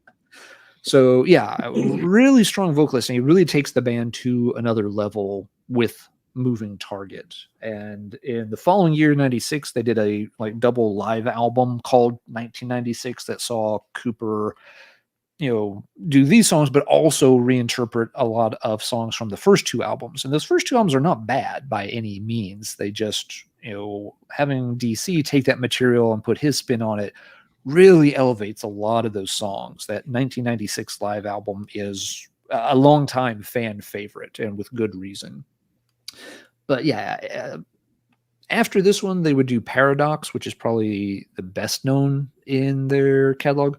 They've had other vocalists come and go. John West was a vocalist on several albums. He's a really good singer too. He unfortunately was on one or two good albums, but a couple of those albums, the songwriting started to lag just a little bit. So he didn't always get showcased as well as he could have. He also West also sang with David Feinstein's band around that same time frame. Folks may know him from that. But this is another one that it's not as kind of lightweight as Conception that I showed earlier. This would be closer to the Dream Theater end of things. If Dream Theater could control themselves from just wankadoodle noodling around so damn much, this band still knows how to write really good songs that are catchy, have melodies and hooks that you can remember, and not just long instrumental passages for the sake of long instrumental passages. Sorry, after the first few Dream Theater albums, that band just does not interest me. But Royal Hunt has always interested me. They're still going, still putting out albums, and with very few exceptions, everything in their catalog is pretty solid in that style. If folks aren't familiar with them, think this kind of stuff, that would come out these days on Frontiers Records or Magna Carta back in the day, and where Royal Hunt sits. Yeah. No, I've heard of the name, but none of their material, to be honest with you. Yeah, it's one of those bands that's been around forever, and a lot of folks, have never checked out. They never have, been a big thing stateside. Some albums have gotten, better distribution than others. Lately, it's been hard to get their stuff in the U.S. The last few albums have been kind of an import-only problem again. Royal. New channel on Pornhub coming at you. That's a whole different kind of hunt right there. All right, Marty, over to you. Okay. I've been putting this off. This is my last black metal pull. God, this band during this era and moving forward for a long time blew my mind, continues. I like this better than Abigor. It's my favorite Austrian band. Summoning Minas Morgul came out in 1995. Coming off the very average Lugburs album, which people will say they don't mind it, which, it's probably okay when it comes to black metal. But with Minas Morgul, they completely reworked pull out the picture of the guy on the Shetland pony. See if I can find it here. My favorite band photo ever. There's this big dude sitting on this little fucking horse. I fucking love it. Yep. The guy is bigger than the horse. And he's on that poor fucking beast of burden. Making it suffer for his black metal coolness. But anyway, Minas Morgul, the band revamped their style. They kind of shied away from traditional kind of, Lugburs is pretty average, but Minas Morgul, they went with kind of more of a dungeon synth feel, which, at the time it probably wasn't considered dungeon synth, but they got rid of the real drummer. They added a drum machine, went with complete Tolkien, vibe. Obviously Minas Morgul is in, Lord of the Rings series, of course, but this album is otherworldly, completely medieval, simplistic, plotting, straightforward. Jack, Stronghold is my favorite too. The last song on that album, A Distant Flame Before the Sun. Holy shit, what a fucking song. So good. Salinas' vocals are just absolutely scathing. Just a blistering vocal performance. But Minas Morgul is an amazing, atmospheric, very emotive album. You got to be patient to sit through this. It's long, it's plotting. Good one, Michael. Good one. That's not Shadowfax. That's Shadowfax's inbred cousin. A lot of inbreeding in that line. Donald the pony. They were at the fair in Austria, and they, that you ride a pony for $1. That's he showed up with his weaponry, and they're like, "Take a picture quick." Even. But 5 Deutschmarks, feed him a carrot. Whoa there, Shadowfax. Whoa. Anyway, Minas Morgul going nowhere fast. This is an absolutely classic album, and it set Summoning on a very long run of amazing, otherworldly, world-building fucking black metal. Absolutely amazing stuff. Great band. Awesome, very transitional album for the band. Excellent. Mm-hmm. Yeah, well said, Marty. Well described. Yeah, Lugburs is it's average. It's just average. Yeah. They had to do something because they would have Jurgen, I'm sorry. Arntor's great, man. I'm sorry I sent you down that path. You didn't like it, but I love that record. I'm glad you checked it out though. But hey, at least I got you with Steely Dan. Yeah. Anyway, you're up, Darcy. Yeah, Summoning's material. All right. Yeah, great catalog. I bought this on how should I put this one? It's no secret that I'm not a massive Pantera fan. My favorite Pantera album is Power Metal. Oh no. But here come, get ready to ban him, Alan. Get the ban trigger on. I'm not. I can't lie. I did listen to some Pantera in the 90s, and then this came out, and I picked it up. This is down. This was even in our thumbnail, Alan. So But You're safe. You know what? You skirted that one. I'm going to tell you, I picked this up more on the strength of a guy that I really like, and that's Pepper Keenan. I enjoy COC's Deliverance, and then which came out in '94. Wise Blood came out in 96. Both really good albums. This and Phil isn't too bad on this. I actually got to see Heaven and Hell when Dio was one of the only tours that came around my area in 2007, and Megadeth opened, and Down was supposed to be the kind of the first opener, but Phil was so fucked up he couldn't even perform, and they canceled, so it was just Megadeth and Heaven and Hell. But I enjoyed some stuff on here. I'm not really big into Crowbar. I really don't know a lot of Crowbar's work with Kurtz on here, right? But I'm a big Pepper Keenan fan. Temptations Wings, great song. The first song I ever heard was called Stone the Crow, Eyes of the South. But this is not a bad album for '95. I don't know where you guys are on this one, but I really do. I actually like Pepper as a vocalist better than. Well, he's a great guitar player too, but this is the only one I own. I don't know if you guys could even recommend anything past this. I don't own it. Yeah, I'm the wrong guy for the job. I don't own it. I'm not a fan.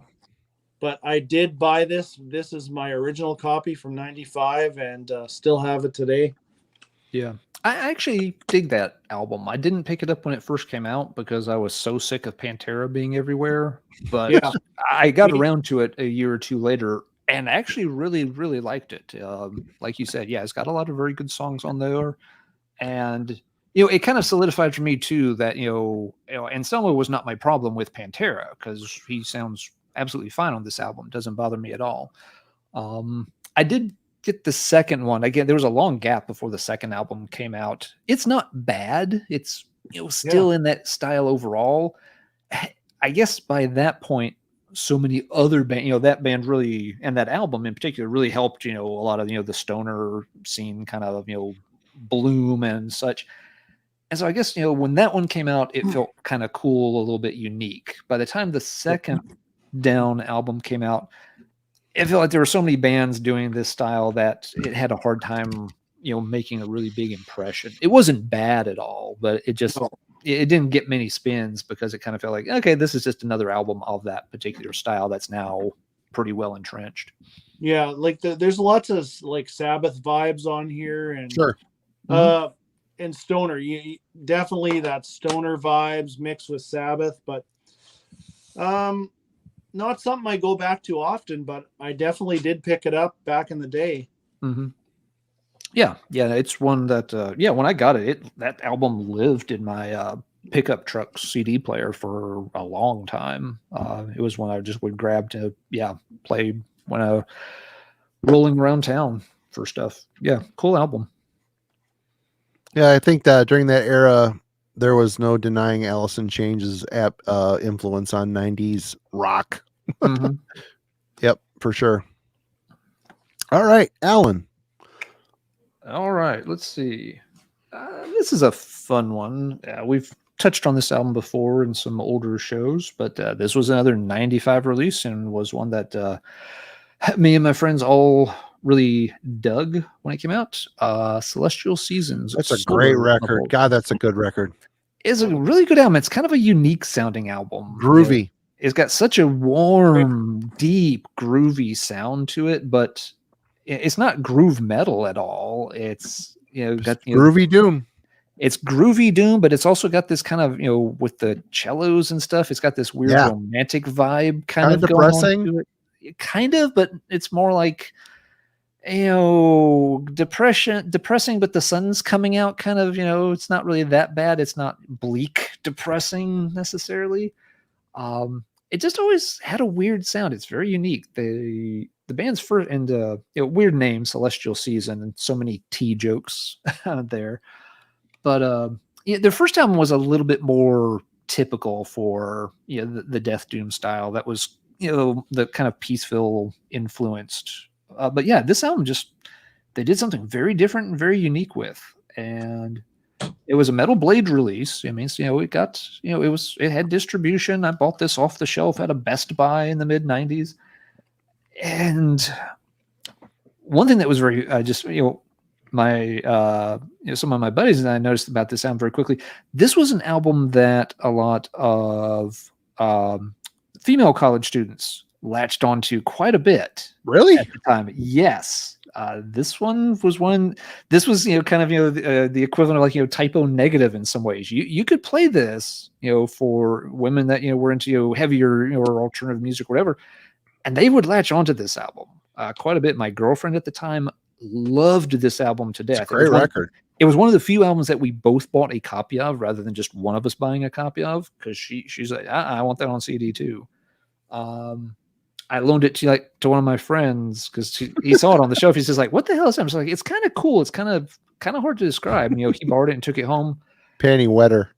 He brought it back to me on Monday. He's just like, "Dude, where can I get a copy of that?" I was like, "Oh, you liked it?" He's like, "Yeah, I did." He's like, "My girlfriend liked it more." And basically, apparently, they spent the whole weekend fucking to this album in the background. Very cool Ultravox cover for the song Vienna on there. Yep, and it's a very atypical cover. It's very cool. Mm-hmm, but yeah, they do a good job on it. And so yeah, then the band has been reactivated. I have no idea what they're doing these days. I don't think they followed up much, because it's really, as much as we liked it, in my little clique of people, it didn't really make a big impact on the metal scene. It wasn't a big seller or anything like that. They were on a couple of compilations around the time, but yeah, the project didn't really go much of anywhere, which was kind of a shame, because they had sort of their own little vibe going. That what I really liked about that record was the production. The guitar tone had a very, very humid, yes. It's like very damp sounding guitar tone, really warm but moist. It's very strange saying that, but it always is very humid sounding album. It's just well produced, thick. It's just a really good, emotive, groovy doom album. It's really good. Yeah, shit's all over Angel in the Dark River. Snake's fucking humongous coils of shit on the chest of Angel in the Dark River. Bullshit album. Yes, we know why that river is dark. Yeah. I like that album too. Yeah, Celestial Season's an old favorite. Awesome. Yeah, that's a good pick. I didn't realize that came out in 95. I would have probably pulled that one too. That's the only Celestial Season I own, and I love that record. I've always meant to check the other ones out, but I never got around to it. Yeah. Forever Scarlet Passion was kind of more typical of what you'd expect to hear on Death Is What's Beginning comps back then. Results may vary. If she starts squirming, it's working. Results may vary. No, there are no promises there. Yeah, they had Forever Scarlet Passion was an album that was okay, and I don't even know if they got a third album back in the day. I'll check while you do your next one, Marty. Yeah, they got a sponsorship from Duncan Hines. They broke into the amp field. They started producing amplifiers back then in 1995, and Celestial Season was the first bands to get that. Okay, they did get a few more albums out after that one. I never heard any of these though. They have one called Orange. Maybe to go with Conception's Green album, and orange and green makes what? Brown? Oh, no, orange and black makes brown. What does orange and green make? Baby shit color. baby turds. Yeah, pretty much. So here's a little fun fact: the drummer of that band ended up marrying Annika from The Gathering. I think they had a son together. I don't know if they're still together, but they were married for a while. Maybe the album worked for him too. Apparently, check out my new album, baby. It was like, oh, okay. Not a dry panty in the Netherlands when that came. All right. Sorry, everybody. Family show. Sorry, Darcy. Yeah. Okay. All right. This is a band album I've talked about a lot. People are going to roll their eyes when I pull this out, but when I saw this came out in 95, I was pretty excited to talk about it again. That is Sentenced to Muck. God damn, this record rules. It fucking rules. And this is their third record, and not including the Trooper EP. This is a band whose first four albums sound completely different, like a different band every time. This has got Tonelli Jarva on vocals. before he left to form the Black League after this, which sounds a lot like this record. But this is kind of gothic rock / metal. You could tell they were listening to a lot of Fields of the Nephilim. This is a very fall album for me. So I think Drunken Metal Musings was talking about fall albums. I think he called the Down record a fall album. But this to me, yes, Michael, check this album out again. This is just so fucking catchy and heavy and dark and cool. It's just, I never get sick of it. I've played it a million times. I love this record. Of the first 3, this is my favorite sentence, and I like the other 2 just fine.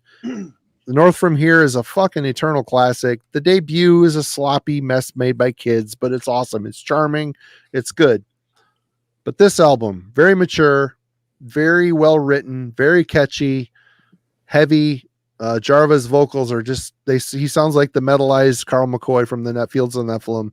Excellent fucking album. If you have not checked it out, check this out. Open your mind. Listen to this record. It's good. Good stuff. Darcy. All right. We're going to continue with some more German metal. Jürgen, hopefully you're still there hanging out with us. And you soldier, 5 a.m, 6 a.m. there. Oh yeah. He has no time limit. That guy. He worked nights for a million fucking years. So he can take it. He can take it. Trooper. And probably one of the reasons I got into this band as much as I have lately. Not a band that I knew back in the day, but we're talking about Rage, and this is Black in Mind. He got me so much into Rage. That Rage video he did, it turned me on to the album Trapped. Holy shit, what an album. Oh, I know. Like I love those first whatever the 7 albums or so, like right up to Trapped and whatever else that I just continued. So this is Black in Mind. Really good album. It's right before they kind of went with that orchestral. There's a period of Rage that is kind of where they do some orchestral stuff and stuff, but this is really good. This is I don't know what album this would be even of theirs, probably their 10th album or so, 10th or actually 11th album. But yeah, Jürgen definitely set me on a Rage path that is still going. But me too. I'm trying to get them all. I'm getting there. I'm getting there. I mean, they probably have the most albums out of any band. That I think they have 24. Actually, I just heard they're releasing a new one this year again. So they just put one out. That's fucking crazy. Have you heard this one? I have it. Yeah, it's great. I have not heard that one. I still have a lot of all their shit is at least solid. Yeah. I mean, there's nothing I've heard that sucks. You know what I mean? It's all good. Yeah, there's a couple after this that like I said, that orchestra stuff is okay. Yeah. I mean, even Jürgen isn't big on all of that, but this one definitely check out Black in Mind. Good album, good pick. I didn't realize that came out in 95. Alan, I need to pee again. What is wrong with you guys? Don't you pee ever? I mean, come on. I just did. Yeah, I got a bucket right down here. I have a bag tied to my leg. Well, I need to get the heavy metallurgy bucket and to fucking yeah. That's good until I have to pull a number 2. Then shit goes south in a hurry. I'll be right back. Okay. We're going to need a bigger bag for that. We're going to need a bigger bucket. I need a bigger bucket and a copy of Angel in the Dark River for him to aim for. All right. Let's see. What do we got here next? Okay. Yeah. This band got their start releasing a full length in 95.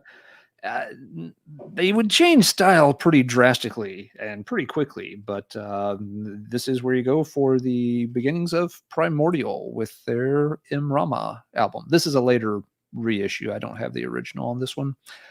Yeah, at this point, they're kind of trying to be a black metal band, I guess. I think there's a picture, if I can figure out where the booklet's at. This is a wonky 2 CD set. But yeah, there was corpse paint and frilly shirts involved. And here, I think this is the booklet has the original cover art to it. It's not bad, but you can tell they were still sort of working some things out. Here's band member pictures going for the corpse paint, but the colored shirt look at the same time. And so it was a different kind of album, kind of interesting, but it's not their best work. They obviously most folks know them for the stuff they did later. After this, they kind of left all the black metal trappings behind a lot more, and you got into kind of their own unique little niche. I've never really known where to put them. They make music that's kind of equal parts angry, proud, defiant, and sad. Very Irish of them, I guess. And incorporate those tracks. They sort of broke through a bit with Spirit, the Earth, the Flame, and they've carried on pretty consistently since then. The albums were always pretty tight and worth checking out.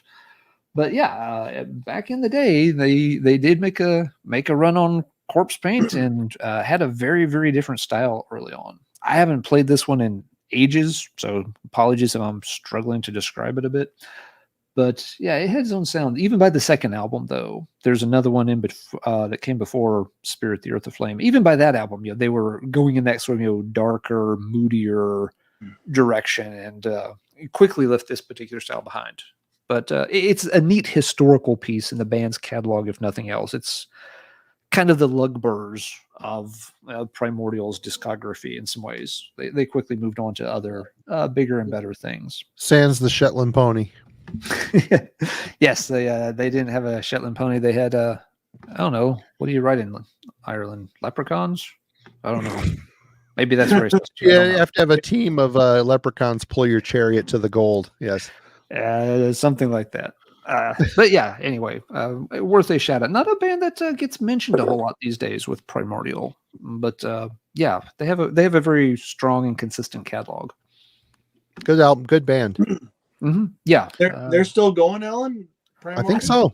They had an album come out in 2018, I want to say, so they should still be active unless they've fallen apart recently, and I missed it.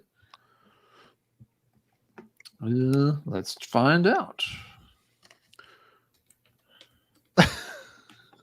What I cannot spell tonight to save my life. I suggested a heavy metallurgy diaper, and Tom suggested, how about it depends with a cod piece? That would be kind of cool. We keep coming back to cod piece merchandise because it's got to happen. It's got to happen. It's got to happen. Meant to be. Yeah, Exile Among the Ruins came out in 2018, and I actually have a hard copy of that in the mail heading my way right now because I never got around to picking it up back then. Oh. But I did a couple of days ago. All right. Okay, before I get into my few death metal picks for this, I do want to touch on, I focused a lot on Scandinavian black metal tonight. But America was getting its wheels underneath them with that too. Here in Michigan alone, Masochist released the demo Nocturnal Practices. Lucifer's Hammer released the demo Hymns to the Moon. Summon, which is also connected with Masochist, released the Fire Turns Everything Black demo. And I think the California band Ritual released the album The Summoning. There was a bunch of other bands as well, but America was kind of late. They were putting out some cool. There was Black Funeral also put out a demo as well. I can't remember which one. But America was getting its wheels rolling, and it was bands like Judas Iscariot that it was the ones that really kind of took off. But there were some bands for sure in the US that were also putting out some very cool, harsh, excellent stuff as well. So that's it for my black metal stuff. But I believe it was Captain K that mentioned this, and I might as well show it now. Cataclysm Sorcery came out in 1995. Wow. This band was Sylvain Haude. I don't know how to pronounce his name. Haude, I believe it's French. What a fucking amazing vocalist. I saw this band during the Temple of Knowledge tour with Incantation. He was insane live, absolutely off the fucking charts. Awesome. This completely nuts, engaging to the audience. This Cataclysm shit, what do they call it? Northern Hyperblast. Super, super fast, unhinged, brutal, a little grindy, But Sylvain's vocals are just absolutely the high point for this band for me. He's just completely nuts. Actually, I think he does have some schizophrenic problems and was homeless for a while. I don't know. Hopefully he's got that shit sorted out. But Sorcery, great album. What the hell is the one before the EP? God, Mystical Gate of Reincarnation. Yeah. Excellent. The first 3 releases by Cataclysm were great. The one after it, Temple of Knowledge, Victims of This Fallen World, was complete garbage after Sylvain was not in the band anymore. And then the bass player took over the vocals and put out a few okay albums, but he's still singing with the band now. And I could give a shit about Cataclysm at this point. Sylvain was the fucking key element to bring me back to this band. Excellent death metal from Canada. Cheers. Yes, from Canada. Yep. Right on. Darcy, you are up. All right. Well, I'm running low on picks here, I think, but I've got 2 more. We'll have to show something, I guess, a little more mainstream, a little more traditional. Got to see these guys on this tour back in the day. But we'll show some AC/DC, Ball Breaker. I like a little bit of AC/DC, not one of my favorite bands by any means, but this is a big follow-up to what was that, The Razor's Edge, 1990.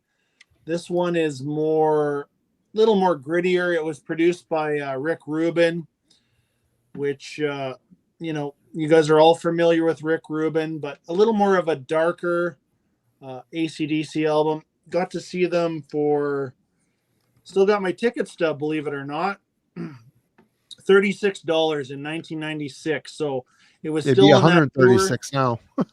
Yeah, still on that tour, but a year later type of thing. And like I said, I'm running low on picks, but not that this is a terrible album, but I'm still a Bon Scott guy when it comes to AC/DC. I love the early stuff.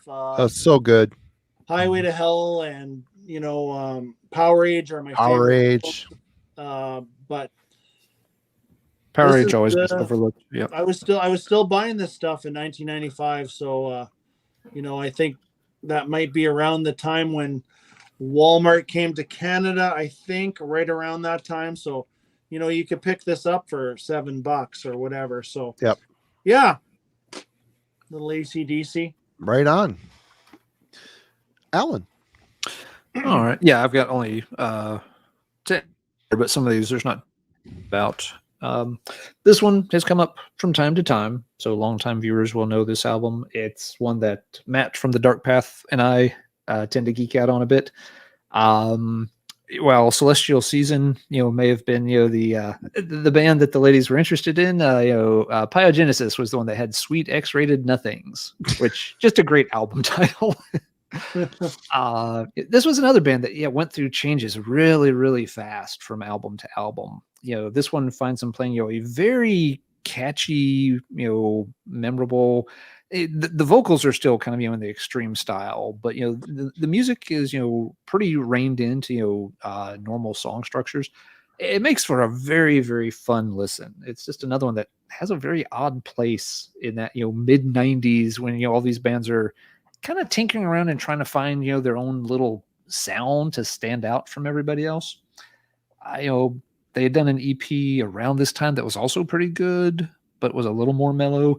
Yeah, this one, it's almost, I don't know, sort of, a death and roll style, almost just, fast, catchy, kind of upbeat songs, goofy, as you would expect with an album title like this. There's going to be some, crazy lyrics and stuff.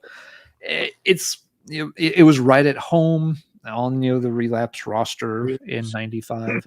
Yeah, after this, the band quickly, though, gravitated out of metal circles completely. They had another album come out that didn't really get any fanfare, and then after that they had an album come out called Unpop, and I got that one. Pop.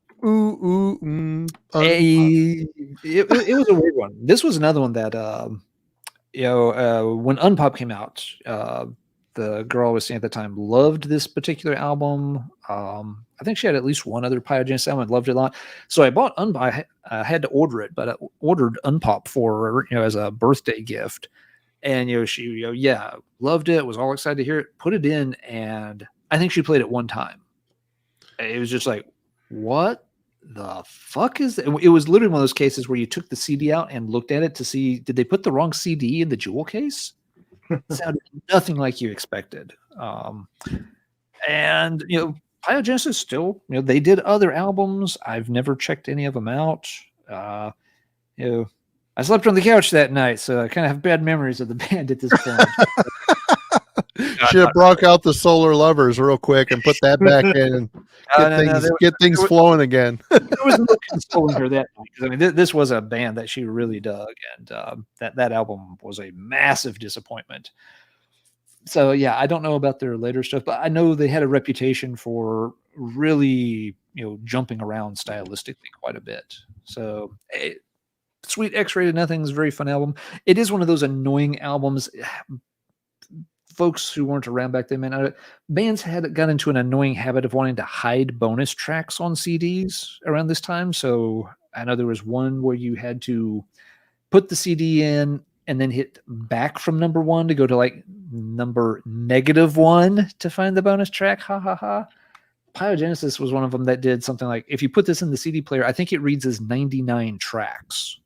But after song number 12, there's something like 86 straight tracks that are just like 3 seconds each of silence. And then you get to the last one, it's just like some laughing and some guy burping or something. It's just like, what the fuck? It's very annoying because when you were trying to dub albums for people, make them onto cassettes or CDRs, you had all this, just kind of wasted space in the middle that you had to work around. And hey, Alan, you pulled a penalty. We have to throw a flag. Jurgen says you shown the Pyogenesis album from '94. Is this one? I've checked so many tonight. Is this one really '94? If so, I mean, that's why you slept on the couch, because you played it for her in '95 and it was actually '94, and she was pissed off about that. I don't think that makes any sense. No, it doesn't. It doesn't make any sense. That's a White Claw deduction there. Sorry. Okay, yeah, that's right. Yeah, Twin Ale Blood came out the next year. Tom says it's 95 in the U.S. So okay, let's see. It was November '94 is listed. Yeah, so it was very end of '94 and probably was '95 in the U.S. My bad. Technically, it is a '94. I'm 95 in the U.S., so you're safe. We'll retract the flag.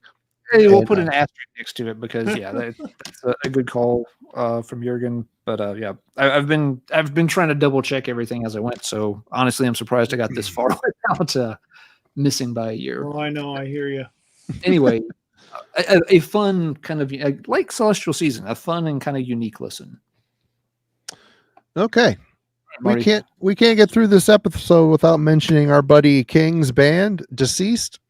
Blueprints for Madness came out in 1995. I really enjoyed the shit out of this record when it came out. I've always been a Deceased fan. I always like how they've been so unwaveringly metal, yet having a death metal vibe as they went on. You could tell there's a little Voivod in there. There's a little bit of this, a little bit of that. Blueprints for Madness was a step up from the 13 Frightened Souls production. Much better production, good songs. Yeah, I mean, this is a solid U.S. legacy band, man. They've been around since the early days, putting out some killer shit. And King and crew are still crushing it, and that is awesome. It's great to hear, and they're not putting out garbage either. It's good fucking sorry, death metal. Snooze just went down the wrong pipe. Sorry. It's all good. Anyway, King, cheers to you. Blueprints for Madness. Awesome album. Yeah. It's a cool album. They're starting to find their feet, with a new direction on that album.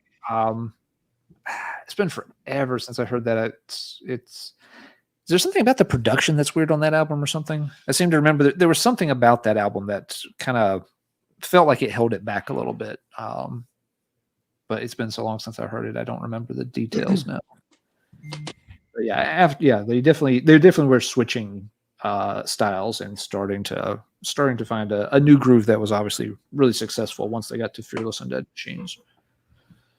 Yeah, apparently Tom mentions Matt over at the Dark Path, another friend of the show. He did a deep dive on Pyogenesis, so go check that out. Yes, thanks for reminding me, Tom. I forgot about that one. Matt's done so many good deep dives at this point, it's hard to remember them all. Yeah. I didn't show that Behemoth album, but it's a good album. Them trying to be Emperor. Yeah, thanks. Okay. I knew there was something weird about the sound, but that didn't quite come together on that one. Storming to near the Baltic. Good album. Yep. You're back, Darcy. Okay, I think this is the last one I got, I think, but Cool. Yep. so this is kind of I was never into anything grunge, but you know what? I liked some Alice in Chains. Yeah. And what a weird pairing, because these are the guys that opened for AC/DC on that tour that I just showed you. With this album, this is my original. It kind of got a little crack here, but I thought I'd keep it because it's that purple cover, purple yellow. I really enjoy the first two albums, I admit, but this one, Dirt not for as me much. is their one for me. Dirt. Which one? Dirt. Yeah. Dirt and Facelift, I like them both a lot. This one they kind of lost me on, but they were the opening act for AC/DC. That's a weird pairing. Yeah. But there's some really good tracks on here. God AM or whatever that one, and Grind. But this is kind of where Alice in Chains lost me for a while, and then the whole story with Lane's passing and stuff like that. And but I still listen to it. I've never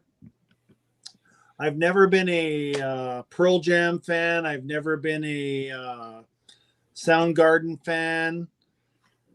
I never really ever lumped Alice in Chains in that grunge category. I always thought they were, kind of metal, like maybe different, but not really a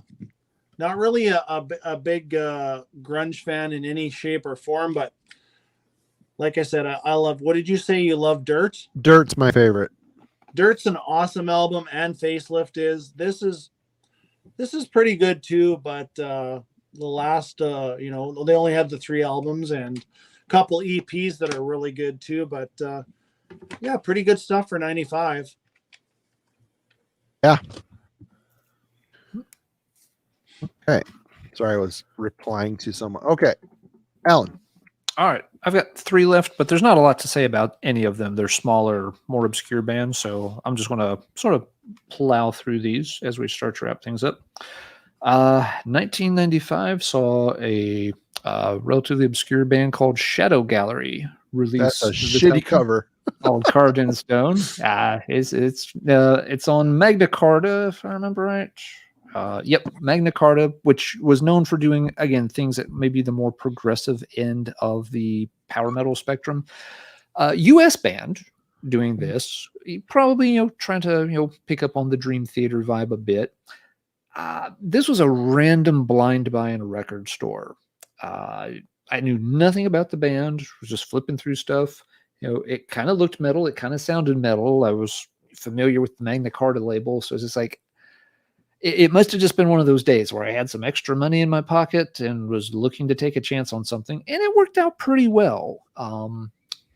It's kind of funny. The songs, some of them have a little bit of a cinematic thing going on, trying to work in a little bit of some theatrical parts here and there, which kind of works. It's not just blatant sampling, which is something a lot of bands did in the mid-90s that I personally never liked a lot. There were very few instances where I thought it helped the songs, but these guys, they've got some kind of pretty sounding songs, but they also have, some thematic songs that work pretty well. They did some other albums as well. The album after this was a concept record that wasn't bad. Never became a big thing, but for, mid-90s US prog metal that wasn't called Dream Theater or Fate's Warning, it wasn't bad.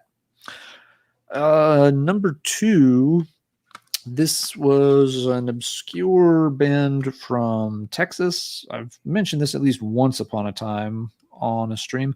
Rough Justice with the No Justice, No Peace album. That cover speaks to me. I don't know what it is. It is a really interesting font choice. I Yeah, love the way font. The font. It looks uh, like someone's 13-year-old sister designed the logo, but they did that. Definitely not somebody's 13-year-old sister on the cover, though. No. Thank goodness. But yeah, this is pretty straightforward, traditional sounding US 80s power metal. This harkens back more to, the Omens and stuff of the day, except this is 1995. And so this band never had a chance, of course. They faded into obscurity. They did do at least one other release. I think Jurgen told me about it last time because I didn't even know they had gotten some other material out.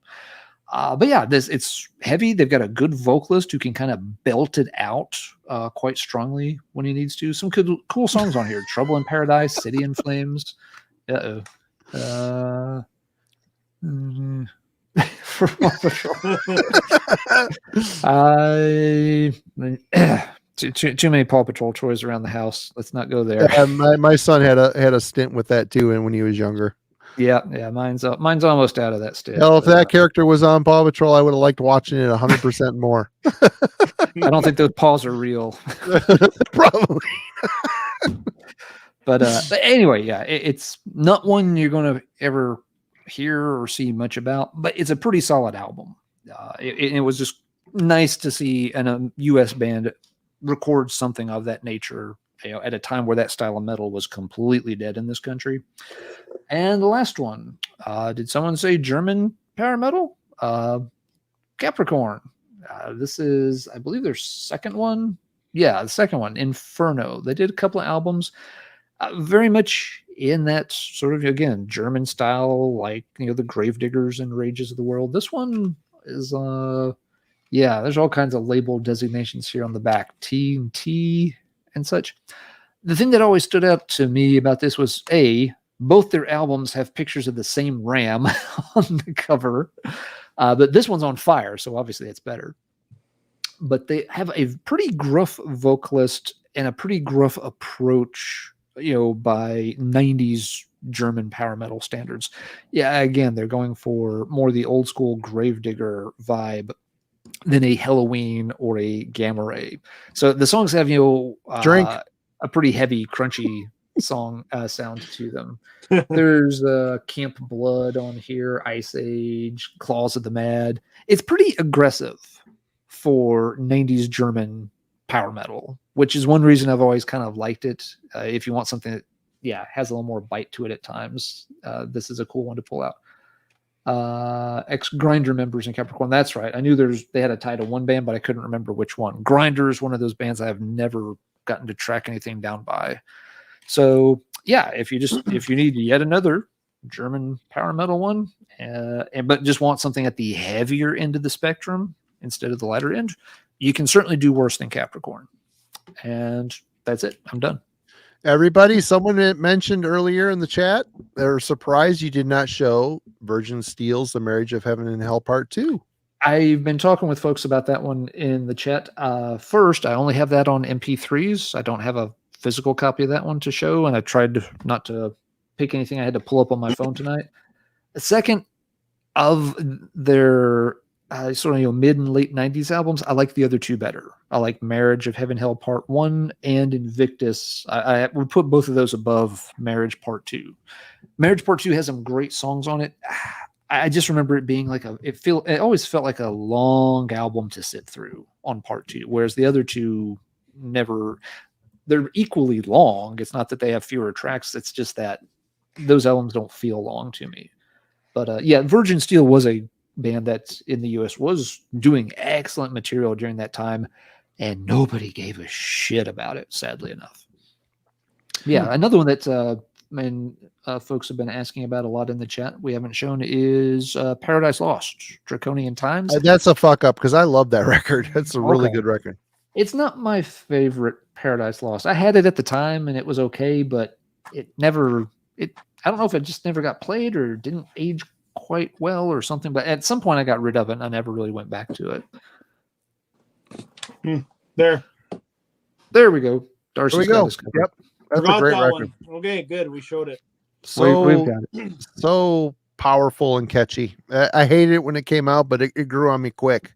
I end up really loving that record. Yeah, to me, it felt a lot like Icon, but I liked Icon better, so it never quite got over the hump. It wasn't bad. It just to me, it felt like Icon Part 2. And I know some people really disagree with that. It's been so long since I heard them that I might hear them today and be like, "Oh shit, that was completely wrong." No, I like Icon 2 action, and Shades of God is really good too. Shades of God is interesting. Yep. Like they're just nothing was the same, like just very unique. Yep. Mm-hmm. Yeah, definitely a good album though, that's for sure. Yep. Well, I got one more. I got one more. People are saying, we fucked up not showing Pierce from Within. I'm late to that album. Same here. Yeah. During the 90s, 95, there was so many bands that were sounding like them. I was so into black metal. I wasn't interested. Coming back around, I got it. It's crushing. What was the other one? Probably Deicide. Demanufacture by Fear Factory, another album I listened to the shit out of. I love that album. That one. Yeah. But my last one is the last Deicide album I cared about until I heard a recent issue one that I liked a bit. Once Upon the Cross. Man, I hate this cover. I just hate it. It's just so boring. But anyway, this is a super brutal album. I really preferred the two that came before it, their debut being one of the best US death metal albums out there. Definitely in my top 10 of US death metal. Legion's great. This is just more brutal. It's just a fucking crushing fist to the teeth album for sure. After this, I got kind of bored with them after this, but this one still has its merit for me. I like it a lot. It's heavy. It's good. I haven't listened to it in quite a while, actually, but during the 90s, I was still spinning it for sure. 95, I was definitely checked it out. Obviously, this is the OG copy I bought, but good stuff. Solid. I preferred Deicide over Suffocation at this time. For sure. I don't know if that's sacrilegious or not, but that's the way it goes. Yeah, and Ancient God of Evil by Unanimated, I didn't pull. There's so many things we missed, but Darcy, do you have more? One, one I don't actually have a physical copy anymore, but I'm a huge Halford fan, but I don't have Small Deadly Space. Fight second album. I just honestly wasn't really big into Fight. Even the first album was okay. It had some really good tracks. Small Deadly Space had a couple good tracks, but I just wasn't into that. I was more into when Halford did the Halford stuff, like Resurrection, more priest, catered more to like the priest sound. But yeah, I was never really big on the Fight stuff, but thought I'd just throw it out there anyways. Mm-hmm. What else came out? Any of you guys an Evermore fan? I'm not really. I like them. Fan. Not much, to be honest. I like the one album. I haven't heard all their stuff. I just have not. What else? Yeah. Absu, Son of Tippereth came out in 95. That's a great record. Yep, folks mentioned that in the chat earlier. Yep. Yeah, I'm sure I've heard it. Sithril was the album that I came into Absu on, so I didn't like his vocals on that particularly, but it's still a good album. But I preferred Tippereth a lot more, and of course, Terra is a fucking amazing album. Holy shit, what a crushing album! Did anybody mention Carcass? I mentioned it in passing. Swan Song. Yep. I didn't pull it, but I like that album more than Marty does. Not an album I know very well, actually. So, Necromantia, Scarlet Witching. Wait, Scarlet. Someone asked about Necromantia and Scarlet Evil. Scarlet Witching Black. Oh, what the fuck is it? Necromantia. Without the Dracula on the cover, I didn't like that album much, to be honest. Scarlet Evil Witching Black. I don't know that one. Nope, that's the good one. That's the good one. The one before is the one with the Dracula on the cover I didn't like. Scarlet Evil Witching Black's a good record. The one before it I didn't care for so much. But yeah. So that's it. We got through it. just Yeah, we did almost 4 hours. And we missed a lot, but that's the way it goes with these. Oh yeah, you can't cover everything. No, I can't cover everything. Darcy, again, thank you so much for joining us. It was always a lot of fun. Yeah. Really appreciate it. No, glad to be here, you guys. And I actually got a list of stuff that you guys. I felt a little lost on a few of those. I'll tell you. I hope people didn't get bored of some of the shit I showed you, but like we said in the beginning, we all three of us together can cover the bases. So, or most of the bases, anyways. For sure. And please go check out Darcy 6 Strings 9 Lives. Check out Alan's channel, Let's Talk Metal, for that upcoming Running Wild Oh yeah, I'll be there. sale that he's trying to pitch. He's trying to sell us. We'll see what he has to say there. Yeah, folks are going to be surprised at how little black there is in some of that Running Wild stuff. That's all I want to say right now. It is not as black as advertised. We are victims of our time. When you compare it to some of their contemporaries. But yeah, I double checked, and yes, Tuesday it'll be out Tuesday morning at 6:45 Eastern Daylight Time, because Nice. I always release my Jurgen. videos at the same time for some weird reason. But yes, thanks to everybody in the chat for hanging out. It's been a lot of fun, a lot of cool albums thrown out and discussed by everybody in the chat tonight. And, in closing, we'll quote some old Running Wild. We are victims of our time, but we are still alive. Fight for freedom. Fight for the right. We are running wild. Cheers to all you folks. Thank you for the donations, everybody. Thanks for watching. We really appreciate you. And we'll see you Tuesday, maybe Wednesday for sure. The album club will be discussing Dark Angel's Time Does Not Heal, which is 15 albums worth of riffs crammed into one album. Mm-hmm. But we will get through it, and we will see you all soon. Take care. Hey, Cheers. hey Marty. Thanks. Yeah. Thanks. Why did the chicken cross the road? Oh, why? Because it was running wild. All right. What a way to end this. That's awesome. There we go. Michael has the last word. Halloween. Fuck yeah. Drink. Cheers, everyone. See you later. Take care.